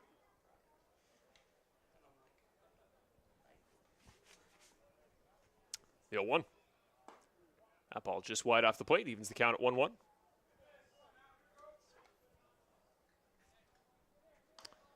This game not going quite the way the Red Sox would have wanted. Going quite well for us up here in the commentary booth. Our pizza's finally arrived. No pepperoni on it today, so you can't have everything. That ball right back at the pitcher. And Carter Bettis will cap off the 9th inning with a little bit of pizzazz. Nice comebacker. Reminds me of the one we saw Passy make a couple weeks ago. That one was more life and death. That was a ball right at the face, but nice play there by Carter Bettis. Yeah, that one saved a life. This one was more of just a nice athletic play. We just talked about, 5 hits in a game. That's really something. 4 groundouts in a game is a weird stat line. Luther had that incredible play defensively at shortstop earlier. Yeah, when you score 10 runs and you think you get in on some of that, but sometimes you get that one spot in the order that doesn't do anything. Well, here we go. Final offensive inning for the Brantford Red Sox as we're ready for the bottom of the 9th. There's Taylor Swift playing here at Arnold Anderson, which means our latest guest of the Red Sox Report, Brooklyn Kerr, will be excited. A little bit of Taylor Swift here will cap off our nights. Thank you to our entire crew, not just on our side here on the broadcast, not just our awesome producer, Ryan. Brandon Barnard, usually our common director, at least our technical director. He came in today to set some equipment up. We thank him for swinging by. And we also thank Sebastian, our entire crew, everybody that makes this game possible from the audio side, our awesome PA. And don't forget, here at Arnold Anderson Stadium here in Brantford, as the season comes to a close, a lot of home games left on the docket here for your Brantford Red Sox. It's reverse tariff season. Come on out to a game. Don't forget, free tickets here at Arnold Anderson. I believe this is Gillespie now warming up for the Welland Jackfish. Yeah, I think that's Gillespie. I recognize him. I think Patres will probably come in and catch an inning for Mullen, too, I would think. Nice thing about being a DH, you can just sort of burn the DH and put Gillespie in for Muller. So this will be led off. This bottom of the 9th will be led off by Bateman. Then we'll see Brody Black for a 5th time. He's looking to get out of a 3 straight strikeout slump. And then Ren Tachioka, whose day has been about the typical Tachioka day, I'd say, Brian. Bunt on a successful bunt, walk, fly out, successful bunt, and then 2 stolen bags. That's about as Tachioka of a scoreline as you can possibly get. Yeah, I'm not really sure how to score that first one because it was a sacrifice bunt. Then a fielder's choice and a throwing error. So could just be an ends justify the means situations. Just tack it up as a successful bunt. Maybe scoring-wise it's a 0 for 1, but I don't know. You're the official scorer, not me. I'm scoring. I can't always promise it's 100%, but I do my best here.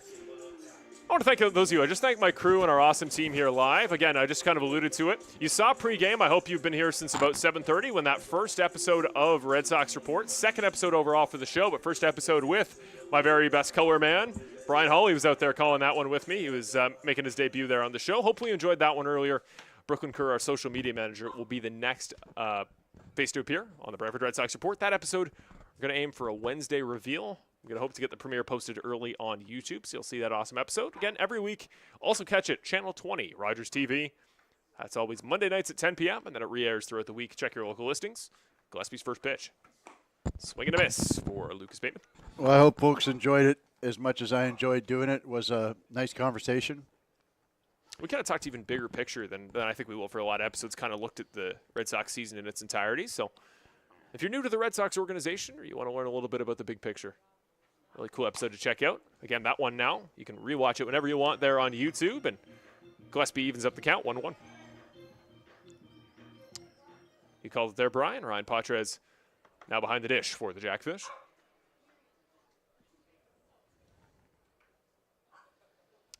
Bateman, the 1-1. Long windup. And he puts it a little bit wide. Ball 2. You alluded to it a little bit earlier there. The Toronto Maple Leafs also, or not the Maple Leafs, the Blue Jays picked up a really good win there today. What a hot baseball squad that is. Like you said, I believe should be tied for the AL lead and going to be the MLB lead soon, if not already tied for it. Well, I tell you what, things are going rosy for them. Everybody's hitting. You know, even a guy like Lauer, who was their number 5 starter, give them 8 innings last night. They're catching the Tigers at a good time. They're in a slump. Talk about for that team, too. Everybody thought Anthony Santander was going to be the big pickup. He's done relatively nothing. Well, he's been hurt for over a month, and he's not going to be back anytime soon. They're actually doing this, missing 3 regulars. They're missing Varsho, the center fielder, who should get back this week, and then they're missing Jimenez, the second baseman, as well. Set down on strikes is Lucas Bateman. Here comes Brody Black for the 5th time today, and he's had a bit of a strike problem. And today's contest, uncharacteristic for him. He's got 3 on the day to bring his total for the year up to 37, which leads the team. Now on deck is Tachioka. So at least we'll see Ren one more time before this ball game comes to a close. Has only been sat down once today. Here's the 0-1. Gillespie looking to close here for the Jackfish. Nice movement there by Gillespie. Not in the zone, though. 1-1. Feel like that pitch was there most of the night. We thank those of you watching for sticking around with us. Now into the late hours. Ball game will come to a close sometime around 11:30. 1-1, 1 out. Swinging miss there by Brody Black to make it 1-2. Don't forget, Red Sox fans, we're right back tomorrow. An uncharacteristic Saturday game, our only Saturday home contest on the season. That's a 2 o'clock start time against another one of the best in the IBL. That'll be the London Majors tomorrow right here on Brantford Red Sox IBL YouTube. That's tomorrow at 2 p.m. Quick turnaround for us, Brian. Yeah, we'll have to sleep quick tonight. Strike 3. Sits him down again. Brody Black's 4th K of the day. Be nice to see Roop Chanderdad again. I haven't seen him in a little while. We got to know each other fairly well the year I was in the league, and we have a junior hockey connection as well. He owns the Kamoka Kings. And me being a big junior hockey fan, season ticket holder with the St. Mary's Lincolns, and done a little radio work with the Stratford Warriors as well. So our paths have crossed a few times. Pinch hitter here for Tachioka. Matt Torsen's going to look to close this one out. Hoping this ball game doesn't come to a close. In his case, Gillespie 2 strikeouts in his 2 at-bats. That one, oh my goodness, that was crushed off to the right field foul area. That one went over your truck that time. I'm glad it was crushed too, because it was. Gillespie throws pretty close to 90, which means the exit velo is about 10% on top of that when you barrel it. 0-2, 2 outs could be the final pitch of the day. Gillespie to Torsen. And called strike 3. The Welland Jackfish pick up the win on the road, snapping their 3-game losing skid as the Brantford Red Sox, theirs extends to 7. 10-2, and I mean, it was about what we've come to expect. These Brantford home contests have started to, kind of echo each other. Similar issues early on, allow a quick run, a little bit of momentum from the offense there in the middle, but by the end, a top pitcher. Last week it was Carlos Sano for the Barrie Bay Cats. This week it's Gillespie. The win should get chalked up there to the starter. That was Halen Knoll. There was a lot of controversy about his day. I know there was a lot of talk about his strike zone. Didn't come into play on the final scoreboard. And say what you will, Knoll understood what he needed to do there with that outside of the zone. He made it work, and Brian, it was kind of out of the hands of the Red Sox once that lead ballooned under his watch. Well, you know what? They took that 2-1 lead and then came out in the 3rd inning, and I thought that was the turning point of the game where Brantford had a great start. They got 2-1 lead going into the 3rd inning. had 0-2 counts to 3 of the first 4 hitters and gave up hits to all of them. So that just really takes the wind out of your sails. This Welland lineup is so talented. You have to execute. It puts so much pressure on a team that you have to execute and play good baseball. And that goes, all through the lineup. You have to have good at-bats. They had the bases loaded and 1 out in the first inning, only got 1 run. Yep. They had 2 on and 1 out in the second inning and only got 1 run.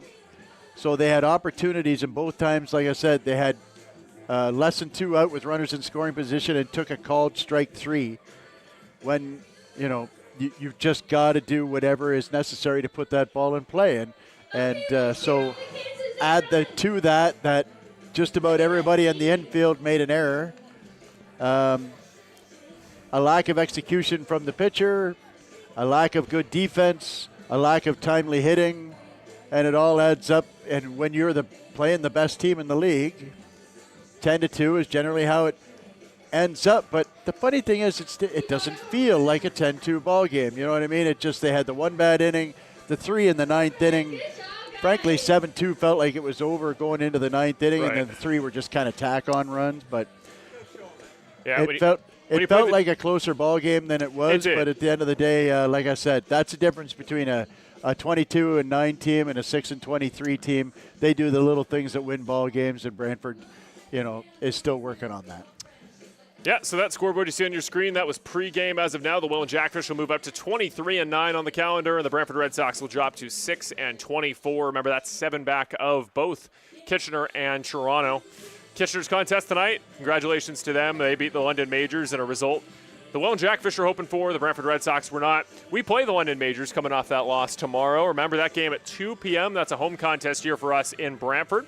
For the Welland Jackfish fans, you got the Toronto Maple Leafs coming on the road to visit you guys. We could use a loss in their column, although, again, that Toronto Maple Leafs team on the road, that's a whole different beast in itself. Yeah, so that game will be in Welland. Team out, man. And then Sunday, that's going to be Hamilton. The Bulldogs not the Bulldogs. I'm both behind the times and in the wrong league. That's the Hamilton Cardinals, the host of the All-Star game. You guys play them on the road, so Welland Jackfish fans will be watching that game if you can on Cable 14. They cover those games out there in Hamilton. And that is the weekend. And in terms of the Brantford Red Sox, we'll talk a little bit more about the rest of our weekend tomorrow. You'll see us again at 2 p.m. Quick sleep for you and I, Brian, then we'll be right back here in Brantford to call that action. For all the fans and all the awesome Welland Jackfish fans in the chat, we thank you from no matter where you're supporting from. We thank you for coming and tuning into these Brantford Red Sox broadcasts. We wish the home side would have had a little bit more there in the late stages, but hopefully you guys enjoyed some fun, a fun night of baseball. Certainly a fun evening for guys like Porchelato. He goes 4 for 5 today. Some of your best played like their best, and we hope you fans out there enjoyed it. Congratulations to Ryan Patres and his family. They get to be here for that awesome single earlier in the ball game. But we're reaching the late hours. We're going to send you off for the rest of your Friday night. Check out the Red Sox Report. Keep an eye out for that next episode that you'll see. We'll talk more about it tomorrow about Wednesday night. For the entire team here at the Brantford Red Sox IBL YouTube channel, I'm Marshall Crocker. Alongside me is Brian Hawley. We will see you guys back for tomorrow afternoon's action against the London Majors. Have a good night. Get home safe, ladies and gents. And we will see you tomorrow as the Brantford Red Sox IBL YouTube says goodnight for now.